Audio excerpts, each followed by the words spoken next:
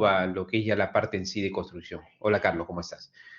Que es básicamente movimiento de tierras. Entonces, movimiento de tierra y la construcción de estructuras superficiales, lo que vamos a ya tocar en esta semana.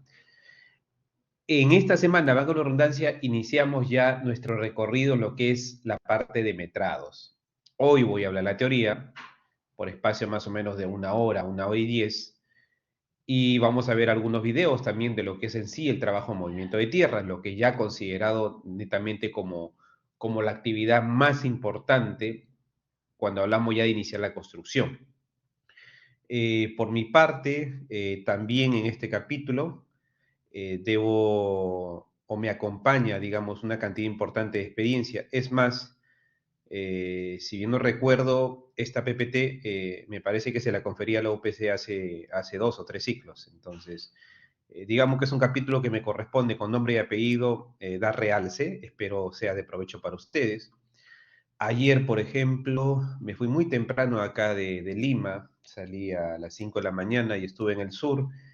Llegué casi a las 11 de la mañana y he estado por espacio casi de 5 horas en el puerto, ¿no? En el puerto de Paracas, una obra inmensa que se está haciendo allá, donde hubo pues mucho movimiento de tierras. Y acá como ven la foto, haciendo un paréntesis, luego regreso a la obra de Paracas, pues movimiento de tierras sobre el terreno, ¿no? Pero ustedes se imaginan hacer movimiento de tierras debajo del mar. ¿Me escuchan hasta ahí? Hacer movimiento de tierra debajo del mar. Ya no es sencillo. Como le decía, yo también enseño construcciones especiales y es lo que más a los chicos le hago hincapié, ¿no? Mover la tierra debajo del mar no es sencillo. ¿Qué utilizas? Excavadora, retro, ya no. O mejor dicho, utilizas esto, pero para agua. Se llama sistema de dragado. Anótelo, porque justo lo que estábamos ayer un poco viendo en el campo, ¿no? Y como lo mío pasa por construcciones especiales, son los muelles, son los puertos, los helipuertos, aeropuertos, ¿no? Todo lo que es las infraestructuras de carreteras, pasa un poquito más de lo que me vengo dedicando en los últimos años.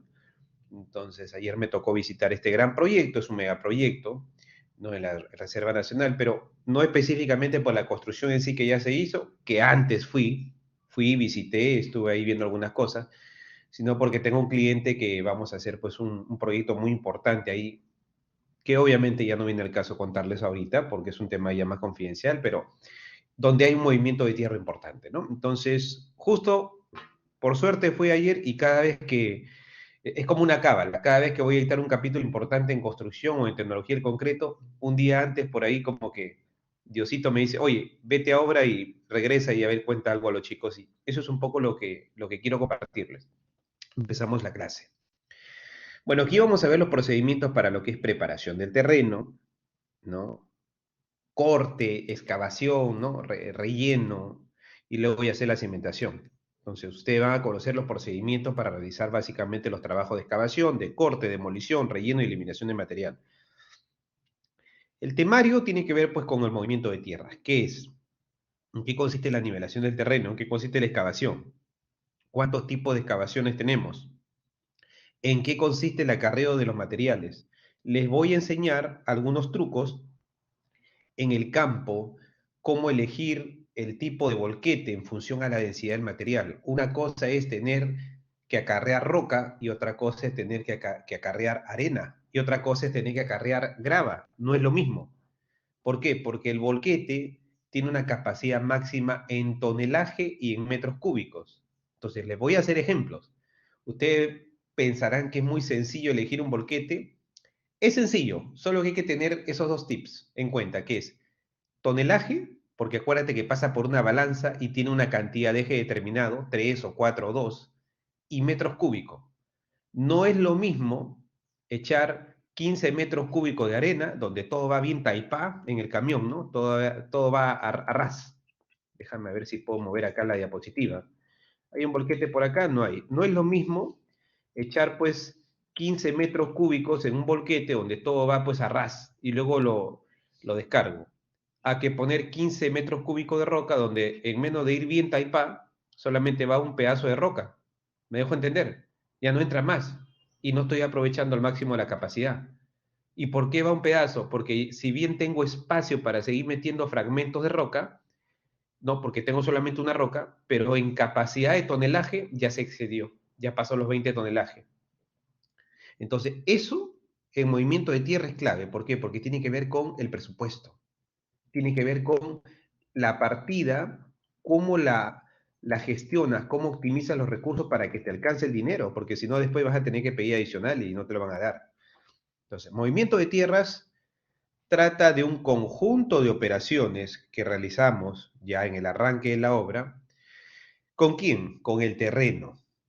¿Para qué? Para modificar sus formas.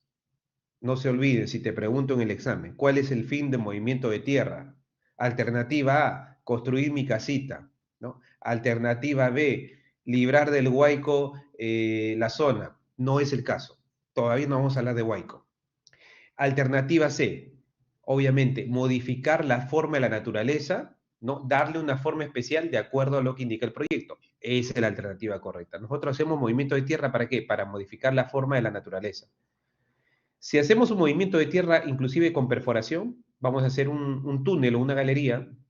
Túnel aplica cuando está sobre el nivel del terreno y vamos a perforar una roca. Galería ya es subterráneo, eso se maneja a término de minería. Entonces, cuando vamos a modificar la forma de la naturaleza, es eso, ¿no? Es dar pase, dar acceso a través de una roca o en el mismo terreno, con corte o relleno. ¿Para qué? Para poder fundar una obra ingenieril. Si voy a hacer, por ejemplo, un pavimento de concreto, si voy a trazar una carretera por acá, estoy haciendo el movimiento de tierra de corte. ¿Por qué? Porque necesito darle una pendiente a la calzada, necesito abrir 2 o 3 vías, etcétera, etcétera, y luego voy a rellenar. Entonces, los trabajos en movimiento de tierra comprenden pues lo que son las excavaciones, los cortes, los rellenos, y también, no te olvides, si te pregunto en el examen, eliminar los materiales excedentes. Ay, no, pues ingeniero Sotomayor, ese ya no es mi chambita ya. Lo mío era cortar nomás. No, no porque te cae una multa. No, porque hoy en día ustedes saben, los estudios de impacto medioambientales contemplan no solamente eliminar el material excedente, sino también darle un almacenamiento o disposición adecuada. ¿Qué significa eso?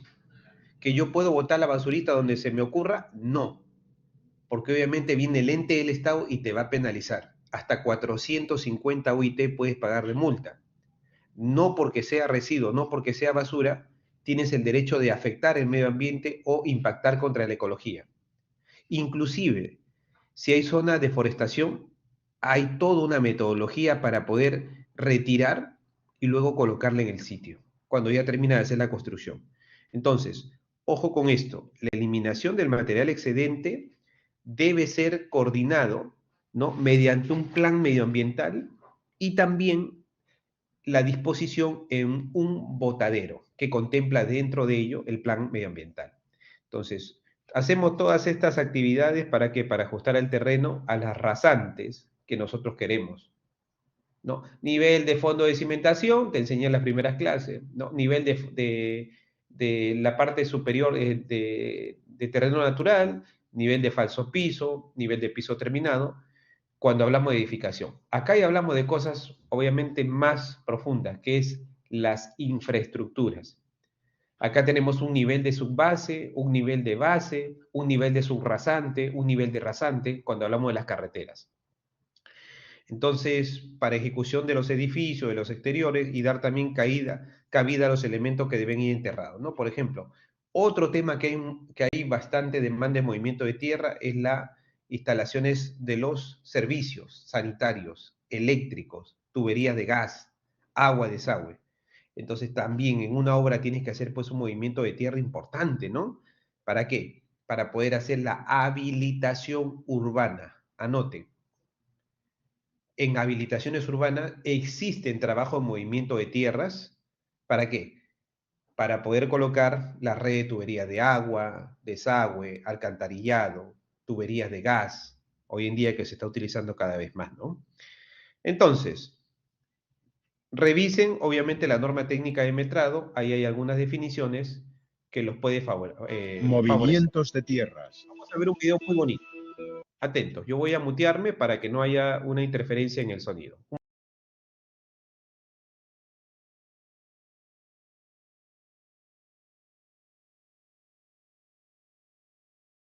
Movimientos de tierras.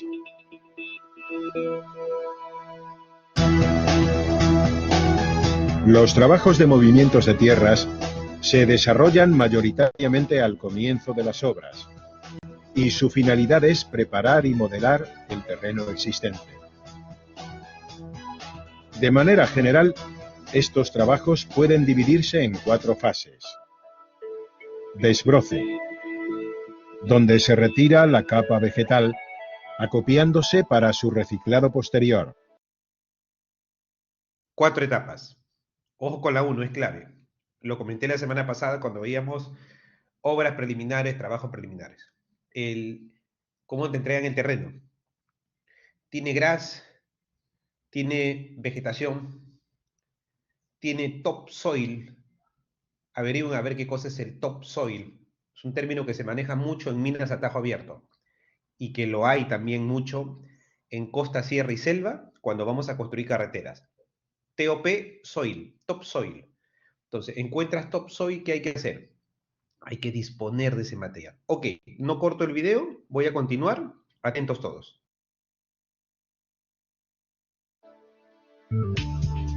Extracción de tierras y desmonte.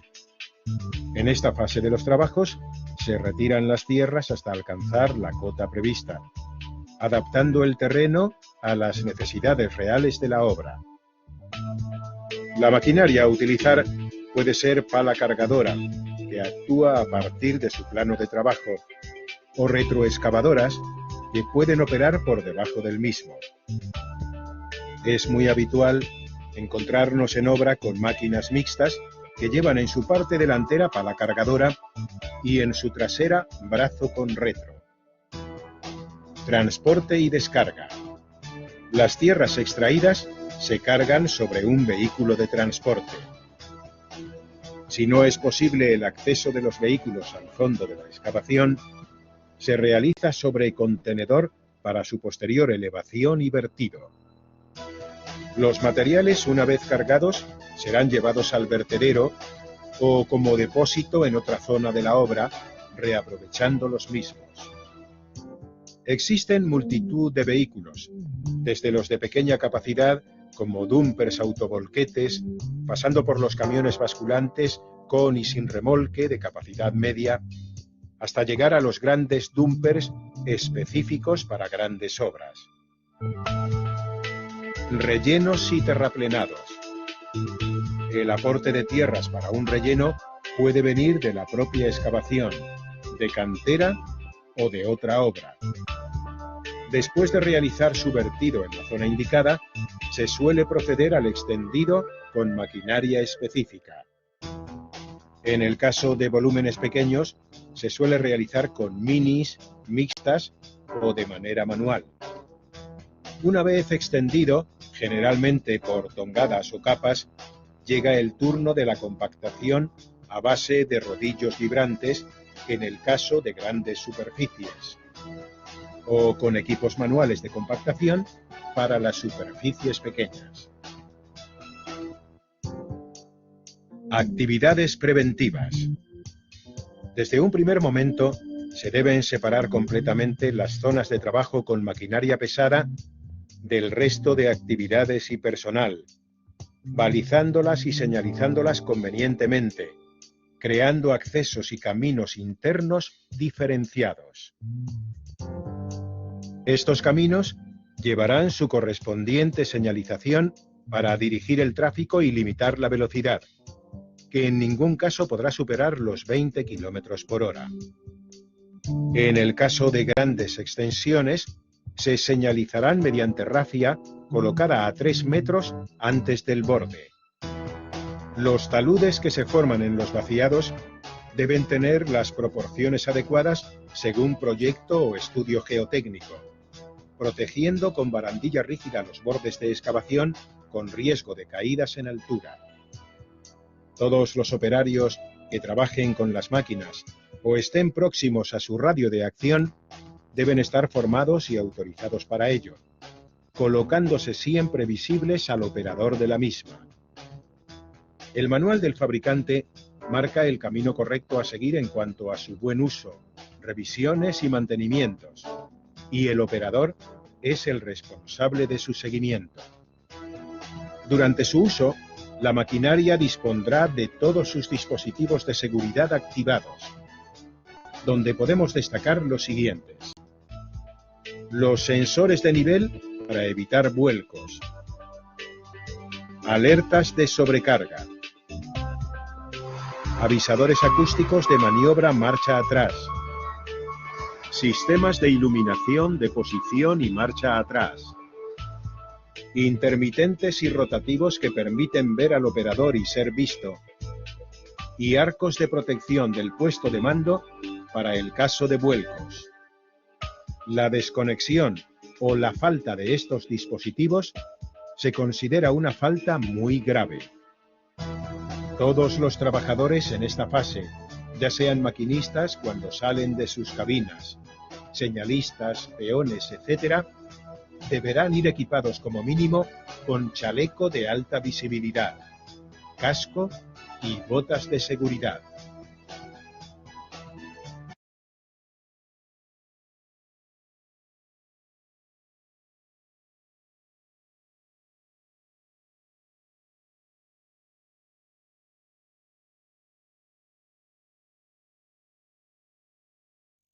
Haciendo un resumen ejecutivo, para no redundar, acá tenemos las operaciones de excavación, la carga y descarga. Primero la carga, el acarreo del material lo llevan a la zona del botadero. Acá tenemos la descarga del material, varios volquetes en el sitio, en la zona donde se va a utilizar el material o en el botadero. Cuando hablamos de construcción de carreteras, hago la excavación, cargo el material, hago la excavación en cantera o hago la excavación en la zona cerca a donde voy a extraer el material, luego lo cargo, lo llevo al sitio donde voy a hacer la base del pavimento, lo esparzo, le agrego agua y luego lo compacto con un rodillo compactador. Eso es un trabajo de construcción de la base y subbase de una carretera, movimiento de tierra. Ahí está, humectación del material, ¿no? Se está humectando con un camión que tiene unos dispersadores de agua en la parte posterior. Acá lo compacto ¿con qué? Con un rodillo compactador. Tiene un tambor de capacidad entre 4 a 10 toneladas, dependiendo de la cantidad de energía que se requiera transmitir al suelo. En capas de A20, en capas de 25 o 30 centímetros, se va compactando el material. Eso se diseña. En algunos casos, cuando estoy haciendo trabajo en movimiento de tierra, necesito colocar un tablestacado o también se llaman ataguías. Voy a colocarlo acá en el chat. ¿Qué cosas son las ataguías? Lo que se está utilizando ahorita por desastres naturales.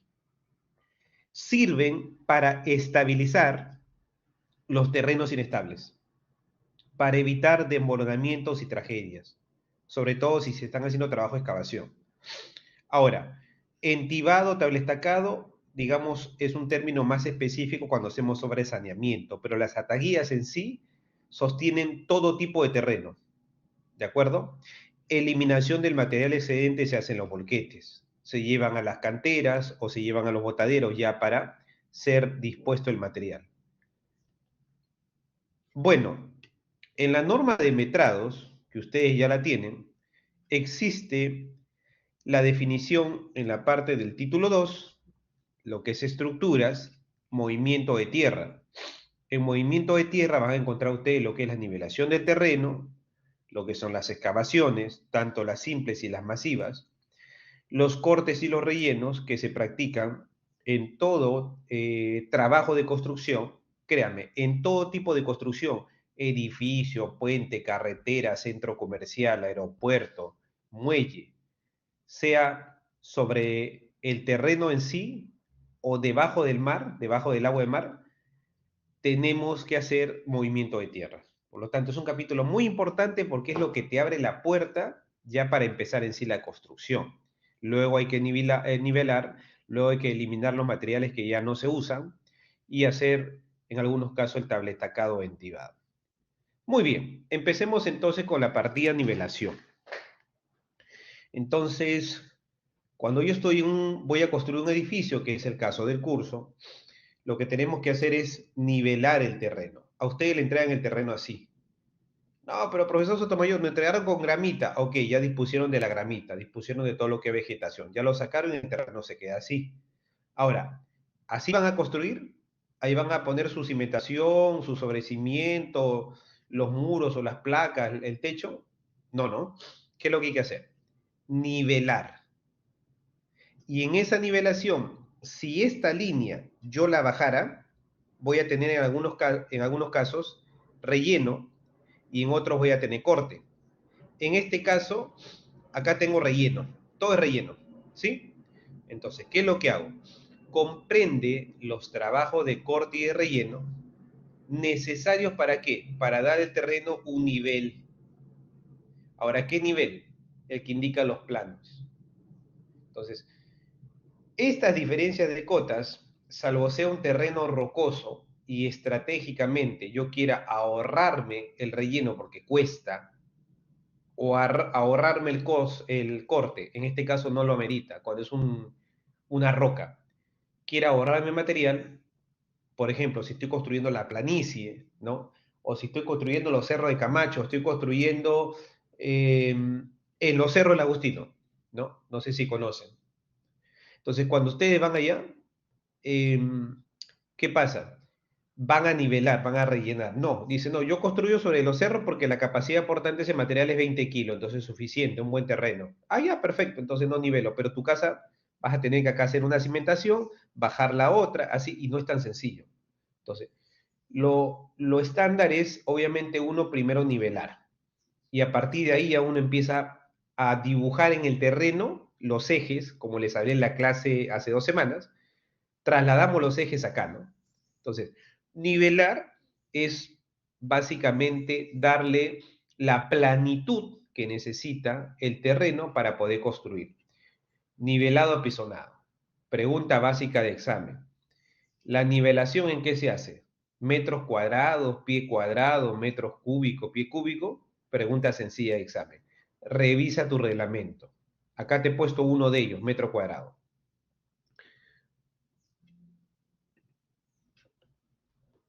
¿Qué más? Ya en sí cuando entramos a las excavaciones. Las excavaciones pueden denominarse simples o también excavaciones masivas. Una excavación simple, ¿de qué trata? Trata de lo que es básicamente la edificación. Si estamos utilizando mano de obra convencional o equipos convencionales, equipos rudimentarios, equipos básicos,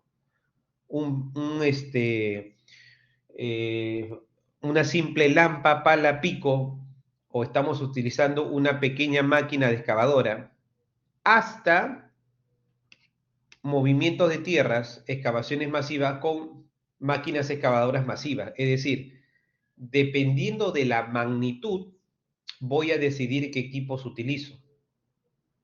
Dependiendo de la magnitud, voy a planear mis recursos. No solamente la máquina excavadora, también son los volquetes. Acuérdense que cuando uno excava, luego hay que retirar ese material. ¿De acuerdo? Entonces, movimiento de tierra implica mucha responsabilidad en la elección de los equipos dependiendo de la magnitud del corte, de la excavación. ¿De acuerdo? Muy bien.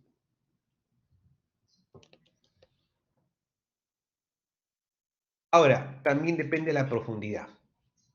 Hasta 2 metros, digamos, la intervención de la mano de obra no es tan complicado. Aunque tener en cuenta que hay que bien perfilar los taludes, hay que tener en cuenta los ángulos de inclinación, dependiendo del tipo de terreno.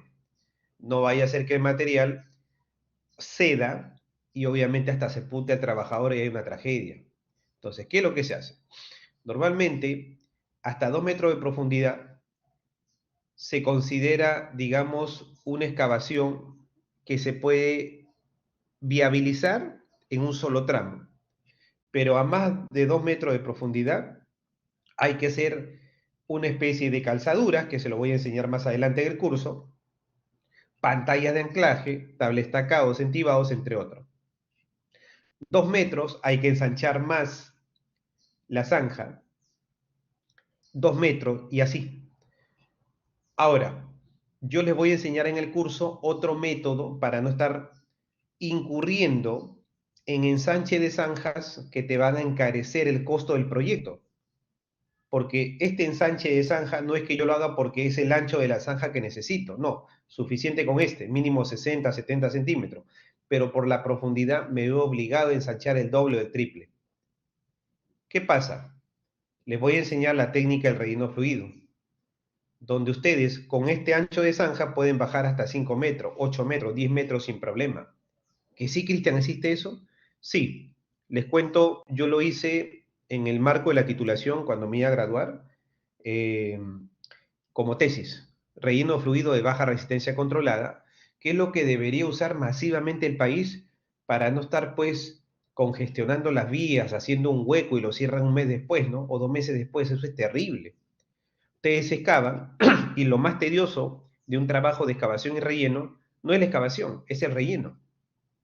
Excava en un día la gente. Coloca la tubería, primero coloca la cama de arena, la tubería de agua, desagüe, lo que fuese. Y después para compactar, ay Dios mío, es un dolor de cabeza. Compactan lentito, capas de A20, capas de 15, así hasta cuando llegan arriba, pasaron, créanme, hasta un año. Y eso es terrible. Eso hoy en día es inconcebible hacerlo, sobre todo en ciudades urbes como Lima, o como Trujillo, o como Arequipa, o como Cusco. Pero lo hacen, créanme. A veces uno va por la calle y se siente que estamos en la época de la piedra, porque ya son tecnologías muy desfasadas y que atentan contra la integridad humana. Te puede caer una piedra, pasa un carro, te puede esa piedra salpicar, como se dice, te puedes ir al hueco, ¿no? Puede haber tragedia. La contaminación ambiental es terrible. Entonces, para eso se utiliza la técnica de relleno fluido, que también te la voy a enseñar en el curso, la he incluido en la diapositiva. Termino de hablar de los tipos de excavación. El otro es según el tipo y grado de humedad del material. Excavaciones en roca, húmeda y seca. Cuando las excavaciones son, digamos, en roca, obviamente aquí tenemos unas rocas inmensas, no es tan sencillo romperlas así con pala, pico o lampa. ¿Qué hay que usar? Hay que usar percusores, hay que usar sistema de corte, a diferencia de una excavación de una grava, de un material combinado, de un conglomerado, ¿no? Entonces ahí tú puedes usar los equipos tradicionales, ¿no? Eh, ¿Qué tan seco, qué tan húmedo? Vamos a ver un video cómo se gestiona el tema de la humedad. Atentos. El sistema de extracción de agua freática en excavación de sótano, Valencia. Vemos todos los tubos azules por los que se extrae el agua mediante bombas y a través de una red de mangueras. Vemos como el agua sale y es llevada hasta la red de alcantarillado. Con 3 sótanos de profundidad es imposible en Valencia no alcanzar el nivel freático. Y si no estuvieran las bombas encendidas permanentemente, el sótano se inundaría.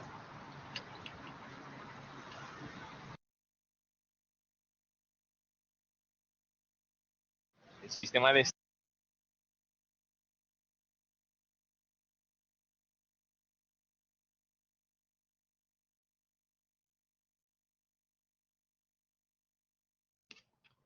Muy bien. Entonces, excavar no es sencillo, porque no siempre estás en un lugar donde es seco. Lo voy a escribir en el chat. Durante la excavación es de suma importancia identificar, para los trabajos de excavación, es de suma importancia identificar previamente el nivel freático. ¿Me escuchan? El nivel freático. ¿Dónde está la napa freática? Napa freática. Es eso, el nivel donde se encuentra el agua. No es lo mismo la napa freática en Chorrillos que acá en Magdalena o en Miraflores o en San Isidro. Los niveles de agua, dependiendo del manto del acuífero, dependiendo si estoy cerca al mar, son diferentes. Si ustedes van a Chorrillos, a menos de 1 metro encuentran agua, o en el Callao a menos de medio metro. Pero si ustedes vienen por acá por San Isidro, por Magdalena, van a encontrar por debajo de 1 metro. ¿Me dejo entender? Entonces, dependiendo del nivel freático, los tipos de excavación van a requerir en algunos casos hasta drenaje, ¿no?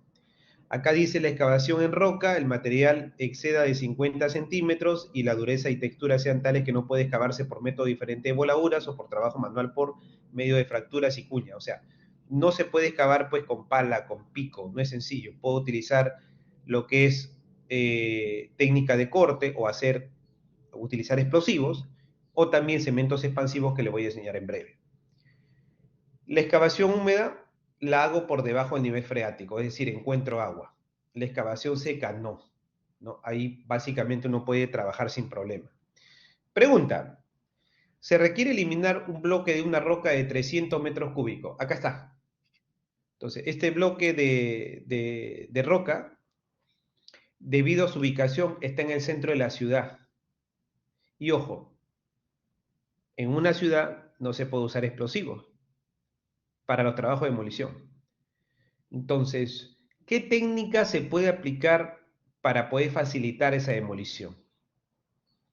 Para que tengan una idea, una roca opone, digamos, al corte, se opone con una resistencia más o menos de 3.000 a 3.500 toneladas por metro cuadrado.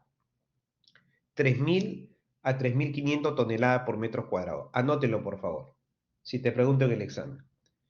Una roca tiene una resistencia para su resquebrajamiento de 3.000 a 3.500 toneladas por metro cuadrado. Ahora, entonces yo necesito un producto que rompa a esa roca, digamos, con un mayor esfuerzo, supere los 3.000. Entonces, atentos, vamos a poner un video donde ustedes van a ver que podemos usar un producto que se llama cemento expansivo en una zona que es ciudad, para no meter explosivos, porque si meten explosivos los meten a la cárcel. Obviamente está prohibido, puede haber tragedia, pero sí es un producto que lo que hace es, se perfora la roca con un carrito perforador, se echa el producto, este se expande y rompe a la roca y la deja como galletita. Viene la máquina y retira los restos, ya sin necesidad de utilizar explosivos. Atentos.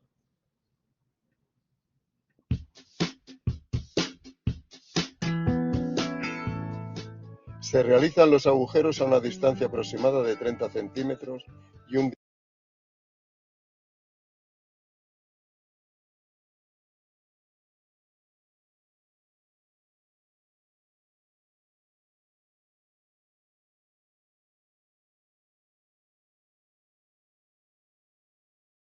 diámetro de 4 centímetros. Es importante la limpieza del agujero, que no contenga agua y esté seco. Un momento, voy a cargar el video aparte porque no me deja agrandarlos. Un momento.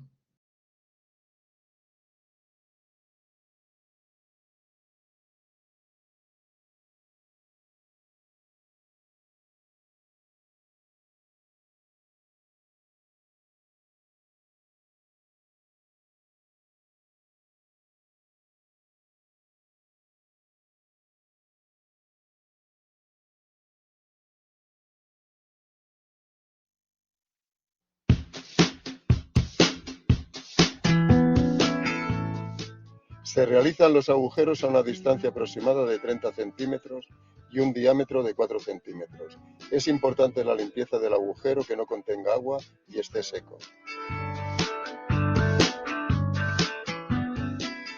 Se realiza la mezcla homogénea, conteniendo 1,5 litros de agua por cada bolsa de 5 kilos de cemento.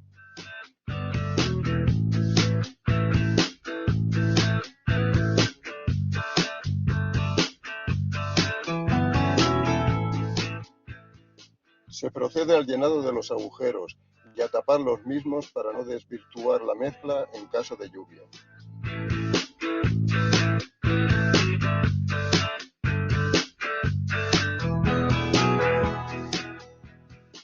La rotura se produce entre 24 y 48 horas, en función del tiempo.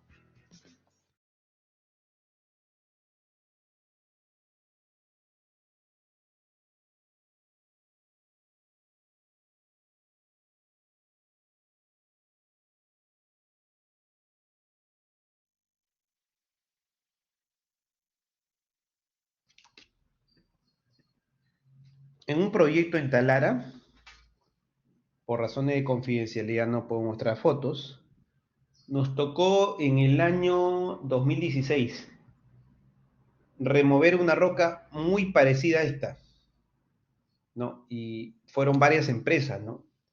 Y la verdad que estaban ellos atados de pies y manos porque decían, no, no podemos dinamitar porque si no la ciudad se va a quejar la gente. Claro, no podían hacerlo.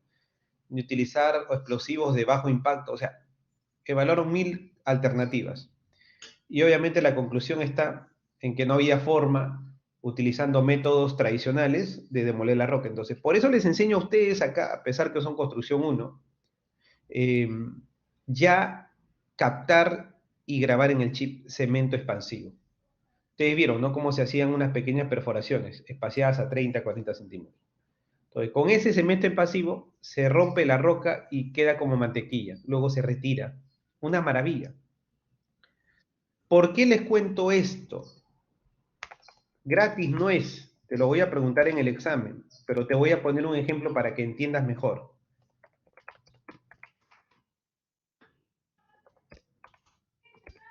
Ahorita que hay tanta tragedia con el tema del desastre natural. Vamos a ver.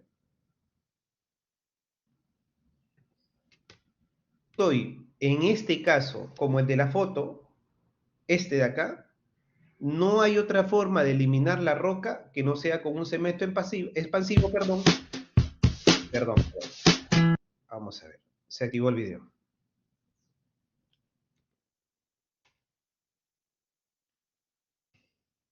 Ahora sí, les mostraba esta parte de la roca.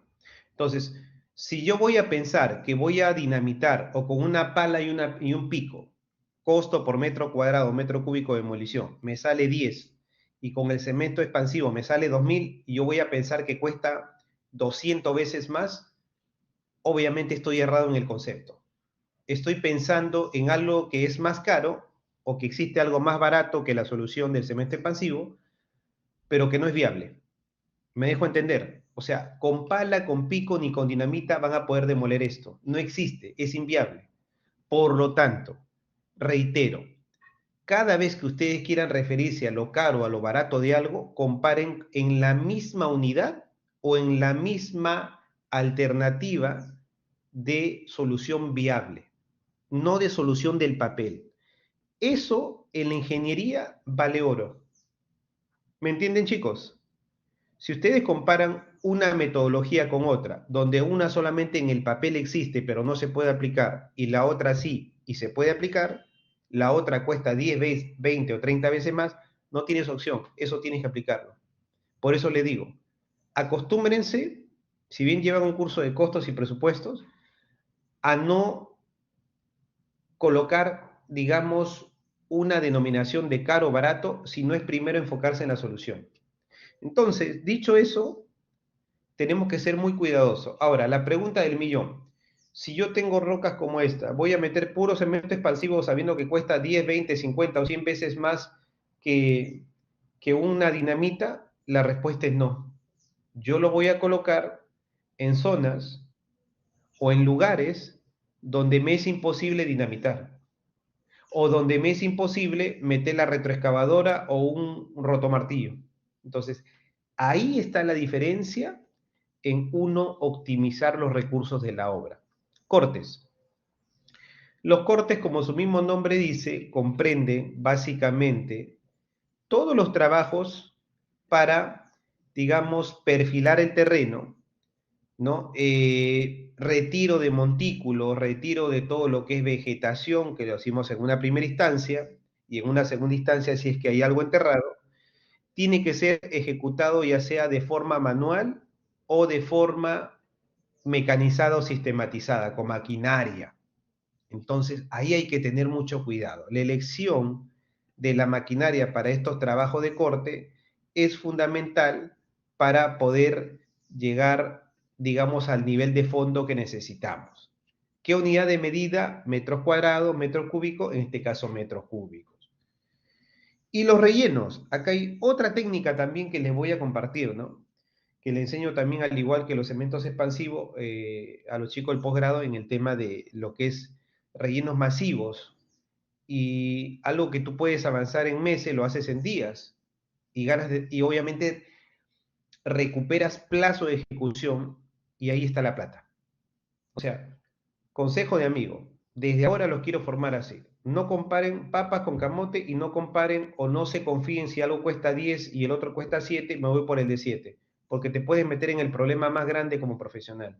Por ejemplo, rellenar estas excavaciones por donde han pasado tuberías, ducto de tuberías, el costo por metro cuadrado, vamos a suponer, te cuesta 50, ¿no? Pero ¿cuánto te demoras en rellenar 1 kilómetro? Me demoro 200 días. Si yo utilizo un relleno que se llama relleno fluido, que te lo voy a enseñar en breve, si yo utilizo un relleno fluido, ese relleno te puede costar el doble por metro cuadrado, pero en menos de hacerlo en 200 días, lo hago en 3 días. Es decir, me ahorro 197 días de trabajo, de mano de obra, materiales, equipos, riesgo de accidente. Entonces, ¿qué es lo que tengo que hacer? Como todo en la vida, costo, beneficio, evaluar. ¿Se entendió?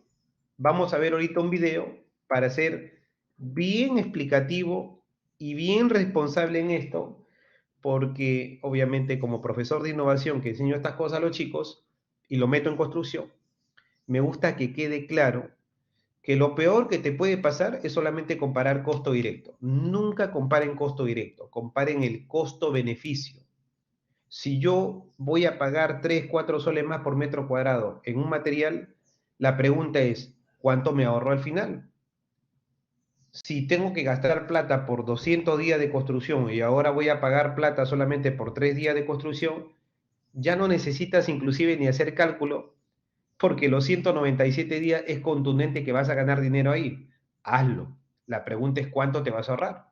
Entonces son esas cosas a las que hay que acostumbrarnos y salir de lo tradicional, de usar lo tradicional, atentos. Entonces los rellenos, obviamente, se utilizan o se comprende la ejecución de trabajo para rellenar las zanjas, ¿no? Básicamente luego que se colocan tuberías de agua, desagüe, cimentaciones enterradas, etc. Y estos rellenos se pueden hacer con material propio o con material de préstamo. Material propio, excavo y luego lo compacto, ¿no? Lo utilizo por capa, lo compacto y ya está, relleno la zanja. Material de préstamo traigo de otro lugar para rellenar ese hueco que había hecho, porque el material que he sacado no me sirve para rellenar. Yo les voy a presentar otra tecnología.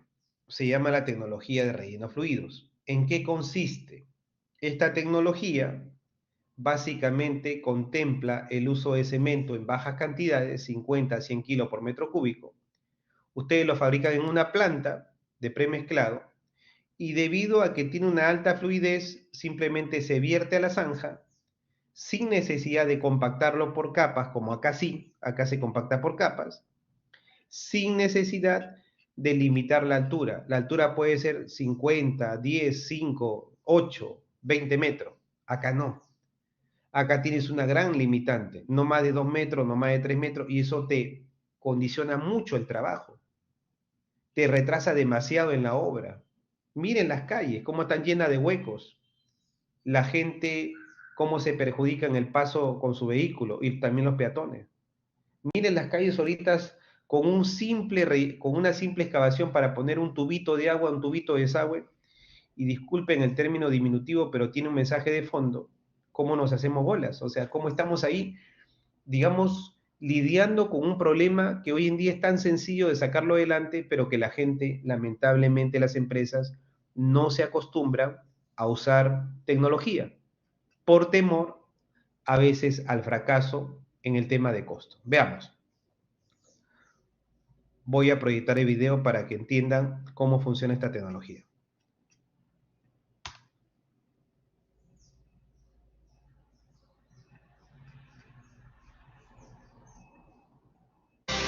Discover tips, tricks, and info about the world's most versatile building product with Cheney Enterprises Concrete Briefs. Flowable Fill is a low-strength, highly flowable concrete that is great for all your backfilling needs, particularly in hard-to-reach places. Reliafill, Cheney Enterprises' proprietary mix of flowable fill, has similar ingredients to concrete, but isn't concrete. Instead, cement, sand, water. ¿Qué cosa es el relleno fluido? El relleno fluido es un material similar al concreto, pero no es concreto. Claro, es porque no tiene alto contenido de cemento, ¿no? Tiene los mismos ingredientes, pero no es concreto. Y es más, utilizan mucho un aditivo que no lo utiliza el concreto, que se llama un agente generador de espuma. ¿Para qué? Para generar muchos vacíos, y eso hace que la fluidez incremente, porque acá no se utiliza aditivo fluidificante, sino se utiliza generador de espuma. La espuma hace que el relleno fluido lubrique. And fly ash combine to create a sturdy substitute for traditional fill that is also called controlled low strength material. So what is the meaning of controlled low strength material? It means material de baja resistencia controlada. ¿De acuerdo? Material de baja resistencia controlada. Cuando regrese a la diapositiva, ahí te he puesto el número del comité, que es el ACI 229, para que puedan estudiar, para que puedan revisar el relleno fluido. Atentos. Because it flows into place, flowable fill requires no compaction. Its viscosity and strength can be altered to meet the needs of any backfill project, and its fluidity allows it to flow long distances to even the hardest to reach places.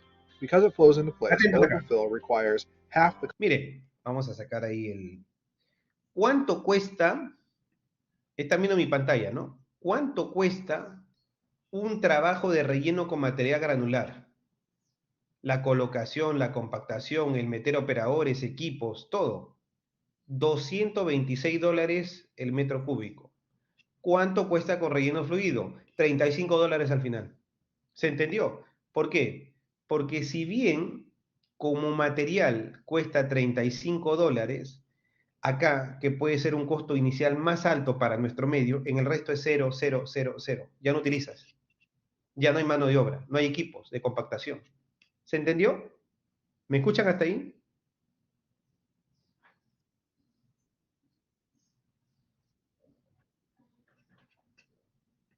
cost of manpower and equipment compared to traditional compacted fill. Using flowable fill also eliminates the need for conventional backfilling equipment such as compactors and backhoes, and easily conveys by pump, chutes, or buckets. Flowable fill simplifies construction, helping you avoid the headaches caused by traditional backfill materials while speeding up construction. Because it flows into place, it easily compacts materials under and around pipes. Its controllable set times allow the job to be completed faster. It can even be placed underwater. In some cases, trenches that contain water or moisture may not have to be pumped before installation. Flowable fill can be color-coded for easy utility identification. Y esto es algo maravilloso. Les voy a explicar por qué. ¿Han visto ustedes que cuando hacen excavaciones en la calle, hoy por ejemplo, viene alguien y viene el de la luz, ¿no? Hace su huequito, su zanjita y pone sus tuberías de la luz. Vamos a empezar con el del agua. Viene el del agua, hace su excavación de zanja, pone sus tubitos de agua, listo. Al cabo de 3 meses, mire toda la inoperancia que hay. Yo reniego mucho con esto porque la verdad es un problema muy crítico en Lima, sobre todo. Rellenan la zanja y se van. Pasan 5 días, 8 días, 10 días y viene el de la luz. Ah, dice, me olvidé, ¿no? De veras que tengo que poner un cablecito más o renovar los cables. Y hace otra zanjita al costado. O por el mismo lado. Y la cierra en 2 meses. ¿Me escuchan hasta ahí? Viene del gas. Ahora entró un tercer actor. ¿no? Viene el del gas y por en medio de las dos zanjitas del agua y el de la luz, hace su huequito también y pasa su tubería de gas, ¿no? ¿Qué tal cosa, no? Y nos tienen así, pues, todo el año lleno de huecos las calles. ¿Y saben qué? Cuando hay un problema, ¿saben cuál es lo grave? Que ni el del gas, ni el de la luz, ni el del agua, ni el del desagüe sabe dónde están sus tubos. Porque échate a ver si existe un plano bien consolidado en cualquier parte del país. Voy a hablar de Lima. Lima, que supuestamente es una ciudad una ciudad bien organizada, o que pretende serlo. No sabe dónde están las tuberías. Créanme. Tengo fotos, tengo videos. Obviamente, los tengo para mí o para clases académicas los chicos de la maestría. No me quiero meter en problemas con nadie, pero siempre cuando dicto conferencia y encuentro a las autoridades de estas empresas, les pongo, pues les mando mis directas bien indirectas o al revés. Le digo, usen tecnología, salgamos de la época de piedra. ¿Qué hacen los americanos? Bien sencillo. Tuberías de lo que son conductos, cables eléctricos, redes eléctricas, rojo, listo. Tuberías de gas, amarillo. Lo que es señales, comunicación, alarma, naranja. Agua potable, azul. Ayer, por ejemplo, que fui al puerto, sí respetan esos. Ellos tienen ductos donde tienen estos colores. Ahorita me estoy dando cuenta, ¿no? Justo, ingeniero, tengo agua residual, ¿no? Celestito. Agua potable, azul. Todo lo que es cables eléctricos, a rojo. Amarillo, lo que es sistema de gas. Oye, qué bien, da gusto. ¿Creen ustedes que quien hace los trabajos de excavación para hacer mantenimiento, reposición o cambio de tubería tiene que estar averiguando y rompiendo por un lado y por otro lado? Ya no. Entonces se elimina la tragedia. ¿Han visto los aniegos que hay en los conos? Eso no es gratis. Eso a veces es inducido por la mano de obra. ¿Por qué? Pico acá, rompo allá y al final no sé dónde estoy picando, en qué zona estoy picando y me bajo o rompo tuberías. No tengo mapeado la zona. Entonces, ¿qué hacen los americanos? Nosotros lo hicimos acá en el Perú en el año 2007 al 2009, cuando yo estaba trabajando acá en el sur en la planta de gas, utilizamos esta tecnología también, ¿no? ¿Para qué? Para señalizar los conductos de tuberías. Entonces, nunca hubo un accidente, nunca hubo la necesidad de estar sobreexcavando y excavando en el tiempo, porque créanme, ustedes no sé si están teniendo claro la sensibilidad de lo que significa los trabajos de excavación y relleno de zanjas en las calles. Dejo, no sé si alguien quiere preguntar o intervenir, si ha visto, si ha podido apreciar por sus calles, por donde vive, el impacto que generan estos trabajos de excavación y relleno actuales como se hacen. ¿Alguien quiere intervenir?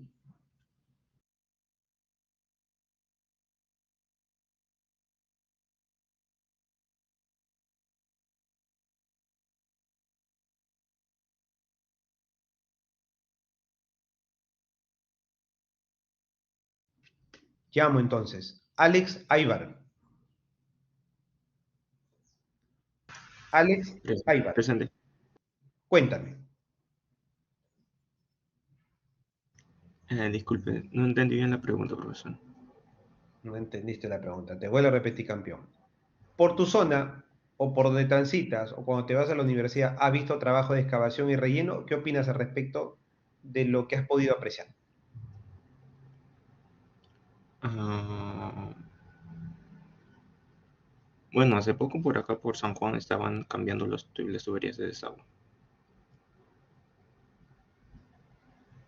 ¿Cuál es Y tu opinión respecto al confort de esos trabajos? bueno, que se demoran demasiado. Gracias. Brigitte Guamán, ¿cómo estás?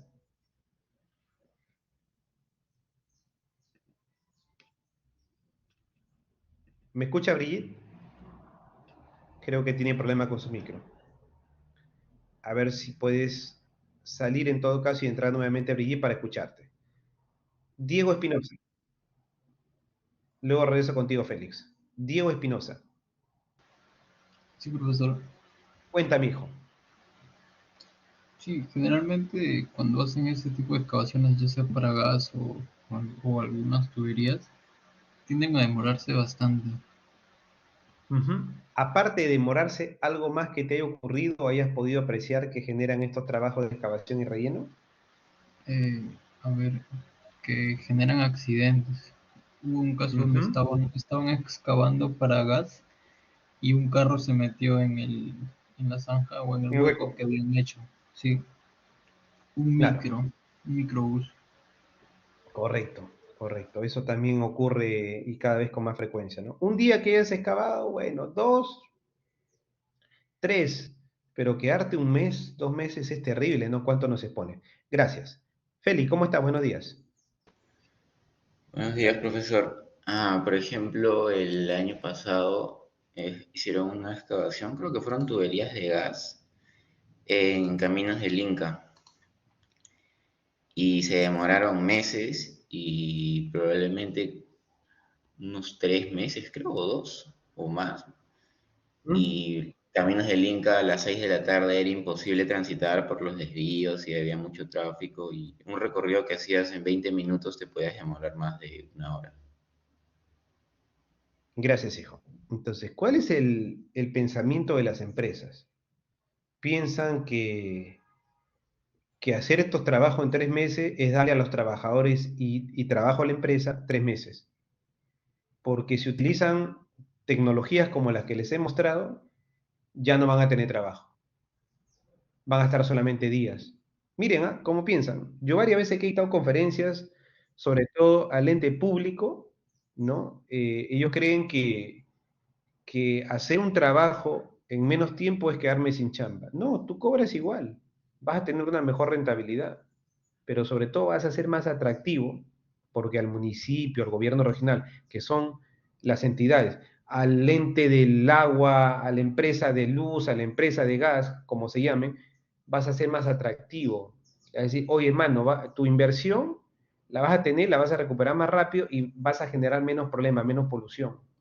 No, pero no entienden. Entonces, ellos piensan que lo que he entendido cuando he dictado estas conferencias directamente, cuando me han llamado para que ellos utilicen estas tecnologías, uno es la burocracia administrativa y la otra es el no querer entender. Es decir, no, pero me quedo sin chamba. No, mano, no te quedas sin chamba, al contrario. Si tú vas a hacer algo en 30 días y lo haces en 2 días, tienes 28 días para disponer otro trabajo y cobras lo mismo. Y tienes una mejor rentabilidad. Sí, ¿no, ingeniero? Y se quedan en el sí, ¿no? Ya, déjame verlo, ¿ya? Y no lo hacen. Y parece mentira. Siempre digo, algunos que me conocieron desde Tecno, si los romanos vivieran, creo que se volvieran a morir de vernos cómo trabajamos hoy en día. Imagínense, esto tiene hace cientos de años desde que se innovó, desde que se inventó y no lo utilizamos en el Perú. Lo utiliza Argentina masivamente. Lo utilizan los colombianos que nos llevan 10 años luz de ventaja en construcción y eso que está aquí nomás son nuestros vecinos.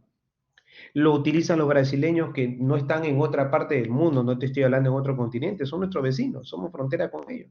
De hace más de 30 años lo utilizan. Yo he visto cómo hacen los trabajos de carreteras en Brasil, lo hacen en un 2x3, como los japoneses. ¿Por qué? Porque no especulan, porque hacen trabajos que agregan valor. Hoy en día, hacer estos trabajos acá en Lima, de excavación con lampa, pico, así sea con máquinas, y no rellenar rápido, es una tragedia, es una pérdida de tiempo. Espero que algo les haya servido estas invocaciones, estas, eh, estos mensajes que les estoy transmitiendo un poco de reflexión también para que puedan ustedes tomar carta en el asunto cuando trabajen en obra y no se queden en lo que el común denominador de las personas hacen, ¿sí? Lo digo en buenas vidas. Hola Jimena, dice, profesor, al menos por acá en Villa El Salvador, lo que es la instalación de gas, la excavación y relleno fue de aproximadamente un mes. Lo que fue un poco molesto es que tiraban desperdicios en el jardín de mi madre, imagínense, ¿no? Ese es otro tema. La poca cultura del trabajo limpio que tienen estos trabajadores, o las empresas, mejor dicho, para no personalizar. Entonces, eso también es un problema, es un impacto que generan, digamos, a los usuarios. Muy bien, entonces, ya saliendo de esto, entremos a la segunda parte, que es ya mirando mañana lo que vamos a hacer de metrados, ejercicios para lo que es movimiento de tierra. Cambio de volumen del material extraído en el terreno, ¿no? Entonces, cuando excavamos, existe pues un aumento de volumen, se llama esponjamiento. Yo acá tengo un material de tierra, digamos, que está aquí en el banco. Si yo lo excavo, ese material va a crecer su volumen, si yo lo excavo. y lo llevo en un volquete. ¿Cuánto más? Pasa de 1 a 1.2 a 1.3, es decir, crece 20 a 30%. Ese porcentaje de crecimiento se llama esponjamiento, que lo van a tener acá. Esponjamiento, ¿ven? Todo material tiene un esponjamiento cuando se retira de su lugar de origen. ¿Me entienden hasta ahí? Todo material se esponja, crece su volumen. ¿Por qué? Porque lo estoy alterando, acá está compactadito, acá hay menos vacíos. Ahora, así como crece, ese material puede ser llevado a una zona, vertido. El hecho que lo vierta va a disminuir ese esponjamiento. Ahora se va a compactar. Y si lo compacto en sí con una maquinaria, con un pisón, ese material va a reducir su volumen. ¿Cuánto reduce? También tiene un factor. Tal es así que la reducción es una expresión matemática de 1 entre 1 más el esponjamiento. El factor de reducción. Entonces, repito, con un ejemplo más colorido. Yo tengo 1 metro cúbico. Lo saco de ahí, se esponja 1.3. Lo compacto el material, se puede reducir hasta un 75%. Coeficiente de expansión, coeficiente de compactación. Nótese que no siempre es 1, 1.2, 1.3, depende del tipo de material. Porque cuando yo saco una roca de una zona, de un banco, no, lo vuelo, su factor de esponjamiento es el doble, porque es una pieza grande que ahora lo estoy trozando en pequeñas partes.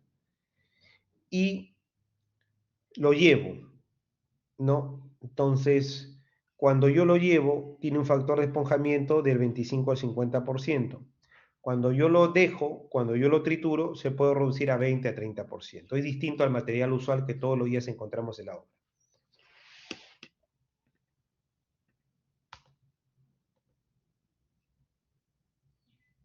Ahora, en cuanto ya a la nivelación, importante que ustedes sepan que los trabajos de nivelación es como va a quedar todo el terreno. Entonces hay que ser muy cuidadosos. En el tema de la nivelación, debemos mirar los planos. ¿A qué nivel queda? El relleno que estamos haciendo, si existe una diferencia entre el nivel de terreno, obviamente acá tenemos que perfilarlo bien y dejarlo de acuerdo a los planos. Entonces, ¿por qué? Porque vamos a recibir el piso y no vaya a ser que este esté a un nivel superior y no pueda colocar el piso. Si no, me voy a exceder respecto al nivel de la calle, el nivel de la vereda, si existe un punto de vereda o un benchmark, un punto de, digamos, un buzón de la calle, ¿no? Entonces, el nivel debo ser cuidadoso de establecerlo de acuerdo a los planos para poder hacer los trabajos de acabado o los trabajos de vaciado, si es un falso piso, etc. Dice, culminados los trabajos de cimentación sobre la nivelación o declive general indicado en los planos, hay una diferencia entre el nivel de terreno y el nivel requerido para recibir el piso. Hay que efectuar una nivelación final, ¿no? Y justamente esa nivelación final me va a permitir estar donde estar para poder colocar, digamos, los acabados. Ahora, bienvenidos. Veamos acá un video antes de continuar. Que tiene que ver con el tema de la compactación. Ese material que yo estoy nivelando tiene que compactarse para poder alcanzar un nivel y para que este material no ceda al momento de colocar los acabados o de vaciar el falso piso. Acá hay un video muy educativo de un colega que es Víctor Yepes sobre el tema de los trabajos de compactación ya para hacer la nivelación final. Atentos. Él trata sobre lo que es la curva de compactación, seguramente para sacar el porcentaje óptimo de humedad. Le voy a poner el video, yo me voy a mutear para que le escuche. Este objeto de aprendizaje. Mi nombre es Víctor Yepes, soy profesor del Departamento de Ingeniería de la Construcción de la Universidad Politécnica de Valencia. El objeto trata de explicar qué es la curva de compactación. Para ello tendremos dos objetivos. En primer lugar, entender qué es la curva de compactación de un suelo y cómo se puede determinar. Y en segundo lugar, comprender la influencia que tiene en la curva de compactación el tipo de suelo y la energía de compactación. Para ello hemos dividido el contenido en 5 partes: la compactación y sus efectos, la determinación de la curva de compactación, qué elementos tiene la curva de compactación, cuál es la influencia del tipo de suelo y cuál es la influencia de la energía de compactación. La compactación es el proceso que sirve para aumentar la densidad de un material aplicando fuerzas externas, estáticas o dinámicas. Con ello pretendemos conseguir los siguientes efectos. En primer lugar, aumentar el rozamiento interno de las partículas, disminuir los huecos o impermeabilizar. Todos estos efectos son muy interesantes dentro de las obras tanto de ingeniería civil como de edificación. Para poder determinar una curva de compactación se hace lo siguiente. Esta curva es una curva empírica y en laboratorio lo que se toman son al menos 5 determinaciones de un suelo con distintos grados de humedad. Esta humedad que no se diferencien en más de un 3% entre los puntos, y con una energía de compactación totalmente estándar, establecida, medir cuál es la densidad seca alcanzada. Un ensayo típico para realizar esta curva es el ensayo Proctor. Si vemos, esta curva tiene una característica bastante interesante, que es que tiene un máximo. Es decir, que para una humedad que vamos a denominar humedad óptima existe una densidad máxima para ese suelo con esa energía de compactación. Dentro de la curva de compactación podemos distinguir distintos elementos. La parte izquierda de la curva, la parte izquierda de la humedad óptima, vamos a denominarla como rama seca de la curva. A la parte derecha la rama húmeda, y hemos superpuesto estas líneas que veis aquí.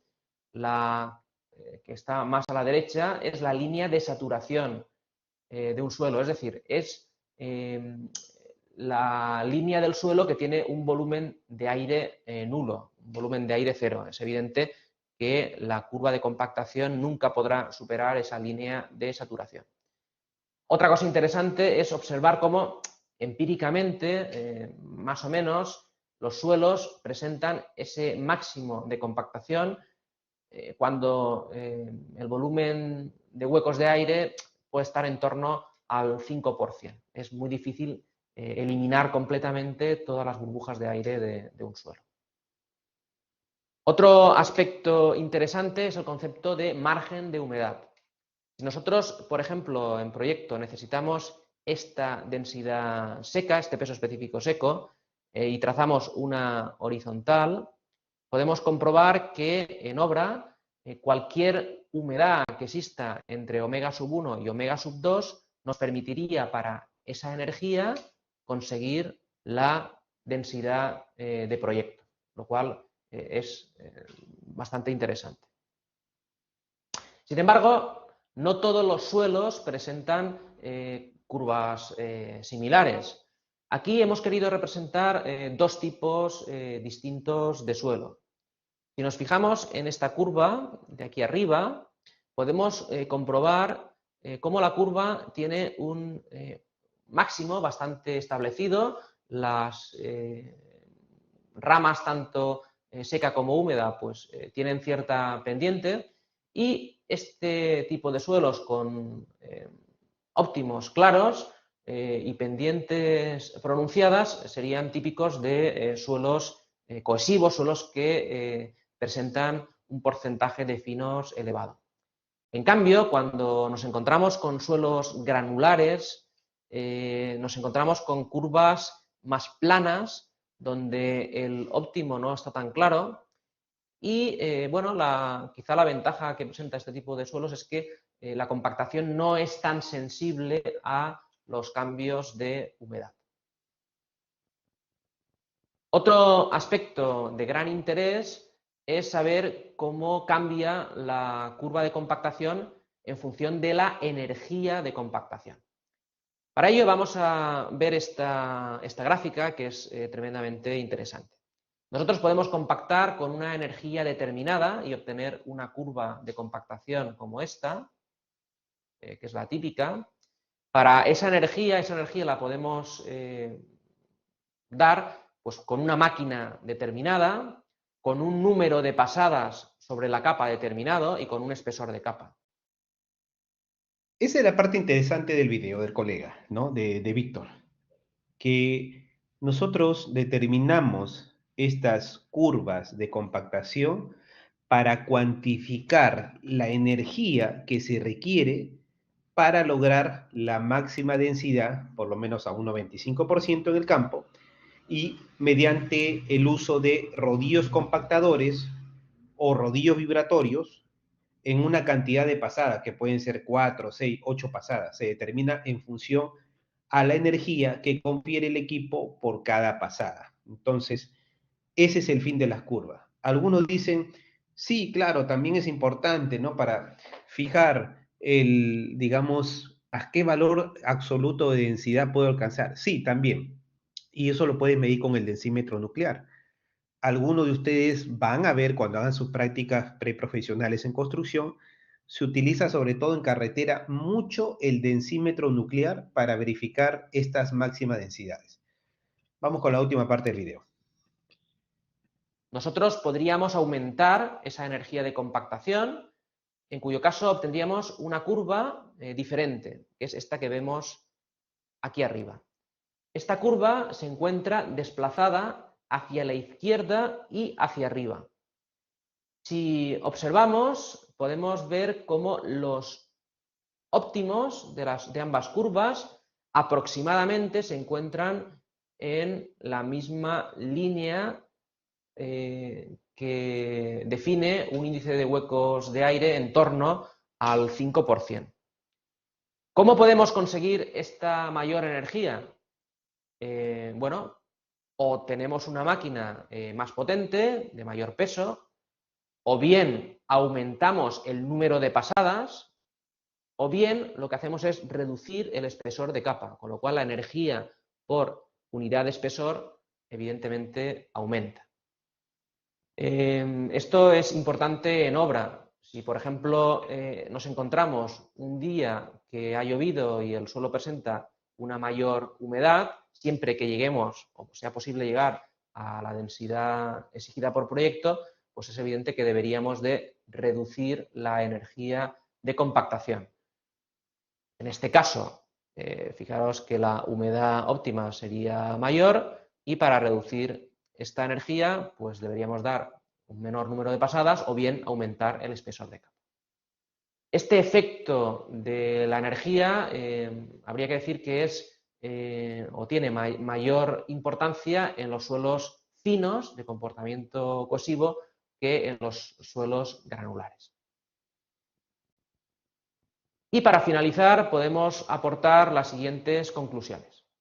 En primer lugar, decir que al compactar existe una humedad que maximiza el peso específico seco del suelo. En segundo lugar, al compactar, la variación de humedad influye más en los suelos cohesivos que en los granulares. Y por último, decir que un aumento de la energía de compactación permite alcanzar mayores pesos específicos secos con una humedad óptima menor. Gracias por su atención.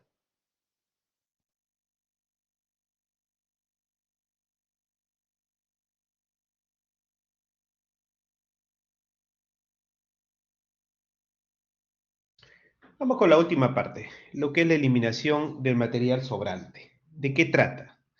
De este material que ya no forma parte de los trabajos en construcción, no va a ser utilizado en la construcción. Entonces aquí tenemos que eliminar todo lo que es sobrante, como su mismo nombre lo dice, que ya no está sobrando, no es parte de la construcción, luego que hemos efectuado las partidas de excavaciones y de rellenos y ya no tenemos dónde colocar ese material.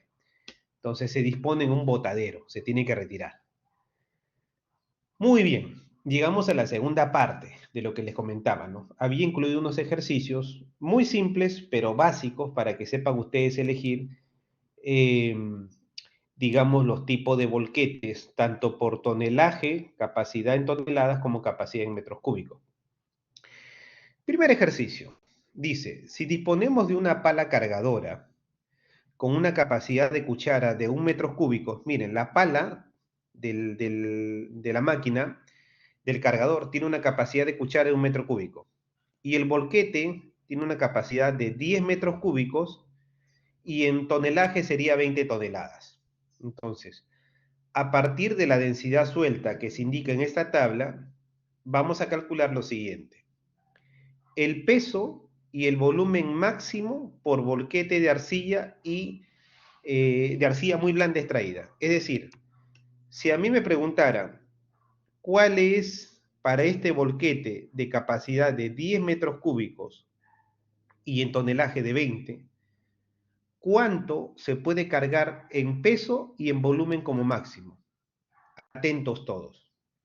Ubiquemos primero el material. ¿Qué cosa es? Arcilla muy blanda. ¿Cuál es la densidad de la arcilla muy blanda? ¿Lo ubican? 1.1 toneladas por metro cúbico o 1100 kilogramos por metro cúbico. Arcilla muy blanda. Entonces, vamos a solucionar el ejercicio. ¿Qué tenemos? Tenemos que la densidad de la arcilla muy blanda, ¿cuánto es? 1.1 tonelada por metro cúbico. ¿Estamos? Ahora, la pregunta es, ¿cuánto puede cargar el volquete? ¿Cuánto puede cargar? ¿Cuánto es su capacidad máxima en volumen? ¿Me escuchan? ¿Cuánto es la capacidad máxima que tiene ese camión en volumen? ¿Cuánto es? ¿Qué dice el enunciado? ¿Cuánto es la capacidad máxima? 10 metros cúbicos. Entonces, capacidad máxima, 10 metros cúbicos. Muy bien. Si la capacidad máxima es 10 metros cúbicos, entonces, ¿cuánto es su densidad? 1.1 tonelada por metro cúbico, multiplicamos por su densidad sobre metros cúbicos. ¿Cuánto sale? La capacidad en toneladas, ¿cuánto sería? ¿Me ayudan? Muy bien, 11 toneladas. Muy bien, 11 toneladas. Eso es, 11 toneladas. Ahora, segundo ejercicio, ya no tan sencillo. Dice, si fuese roca dura, ubiquen, si fuese roca dura, ¿cuánto es la capacidad? Roca dura, 2.8 toneladas, ¿no es cierto? Ahora, roca dura. Roca dura, tenemos que su densidad es 2.8 tonelada sobre metro cúbico. Pregunta de examen. La pregunta es, ¿cuánto de volumen? ¿Cuánto en tonelaje es su capacidad máxima? Miremos. Si su densidad es 2.8, ¿de acuerdo? Y la capacidad del camión máximo es de 20 toneladas, ¿qué hacemos? La capacidad máxima en toneladas es 20, ¿no? 20 toneladas. Entonces, ¿qué hacemos? Acá ya no multiplicamos, sino dividimos para saber el metro cúbico. 20 toneladas entre 2.8 toneladas por metros cúbicos. ¿Cuánto sale? 7.14, 7.15 metros cúbicos. ¿Se entendió? ¿Por qué en algunos casos multiplico y en otros divido? Cuando ustedes tengan una densidad, digamos, en toneladas por metros cúbicos o en kilogramos por metro cúbico, lo llevan a tonelada por metro cúbico, dividiéndolo entre 1000, como lo he hecho yo ahorita, y ustedes vean que el volquete tiene capacidad tanto en metros cúbicos como en tonelaje, en el primer caso, hacer una arcilla muy expansiva, una arcilla muy blanda, perdón, teniendo una baja densidad, pensemos en el cubicaje en metros cúbicos. Pensemos en el cubicaje en metros cúbicos, no en el tonelaje. El tonelaje lo voy a mirar, esto de manera práctica, cuando la densidad sea muy alta, a partir de 2 en adelante. Anótenlo. Cuando la densidad es muy baja, pensemos en el cubicaje. Siempre va a prevalecer el cubicaje en metros cúbicos. Es decir, si yo multiplico la densidad de estos materiales por la cantidad de metros cúbicos, no voy a superar a ojo cerrado las 20 toneladas. Va a ser muy difícil. Y si no, dividiré. Si supero, dividiré. Entonces, por eso lo que hice es 10 por 1.1, sale 11. Y acá, ¿por qué dividí? Porque las densidades son grandes. Y si yo multiplico 3 por el metro cúbico, que es 10, sería 30. O si yo multiplico 2.8 por 10 metros cúbicos, sería 28. ¿Y cuánto es la capacidad máxima? 20. Ya me excedí. ¿Me entendieron todos?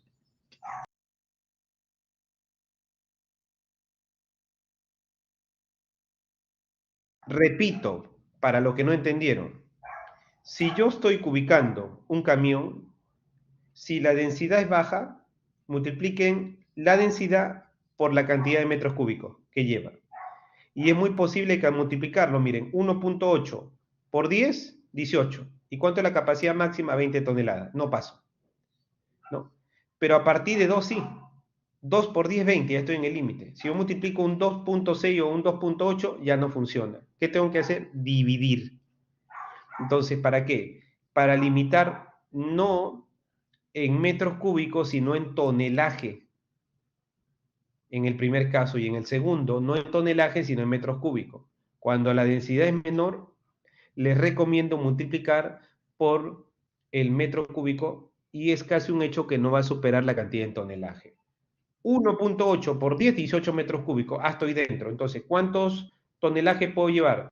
18 metros cúbicos porque equivale, perdón, puedo llevar 18 toneladas porque equivale a 10 metros cúbicos. Acá al revés. ¿Puedo llevar cuánto? Puedo llevar las 20 toneladas como capacidad máxima.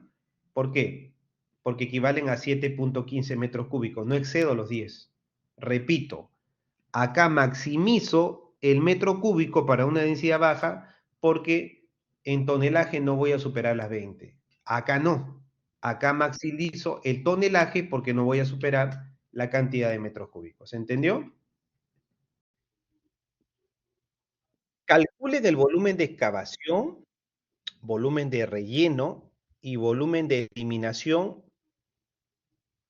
Se trata de un área plana de 20 por 30, cuyo suelo es tierra común, es una tierra común. Y ojo que hago referencia al tipo de suelo porque, como sabrán, lo expliqué ayer, dependiendo del tipo de suelo, habrá un factor de esponjamiento y habrá un factor de reducción que por ser la primera vez me toca a mí como docente enseñarles detalladamente cómo se aplican estos factores para que ustedes, tanto en las evaluaciones que van a tener en el curso y sobre todo en su vida profesional, lo apliquen correctamente. ¿Estamos? Entonces, la tierra común, vayamos pensando, se esponja la tierra cuando la excavo, ¿cuánto? 25%. Y cuando la compacto, ¿cuánto se reduce? Al 80%. ¿Se entendió hasta ahí? De acuerdo. Entonces, perfecto. Empecemos con este lindo problema. Sé que van a amar este problema porque es un caso típico de la realidad, de todos los días cuando uno va a excavar y a los chicos lo mandan a metrar, ¿no?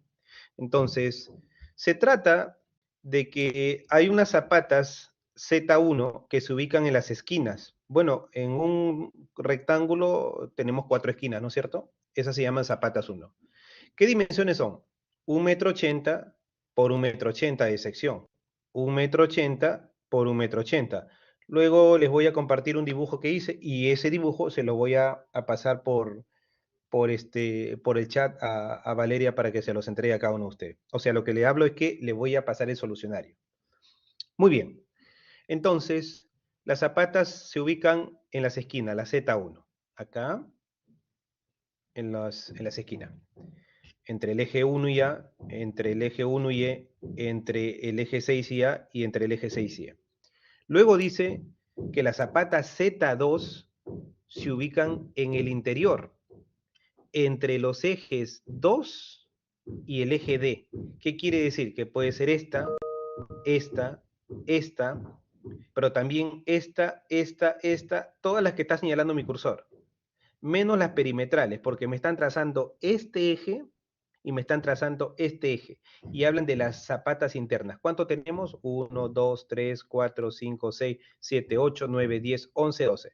Solo para ir entendiendo el problema, solo para tener una idea. Todavía no he dibujado nada, ustedes tampoco.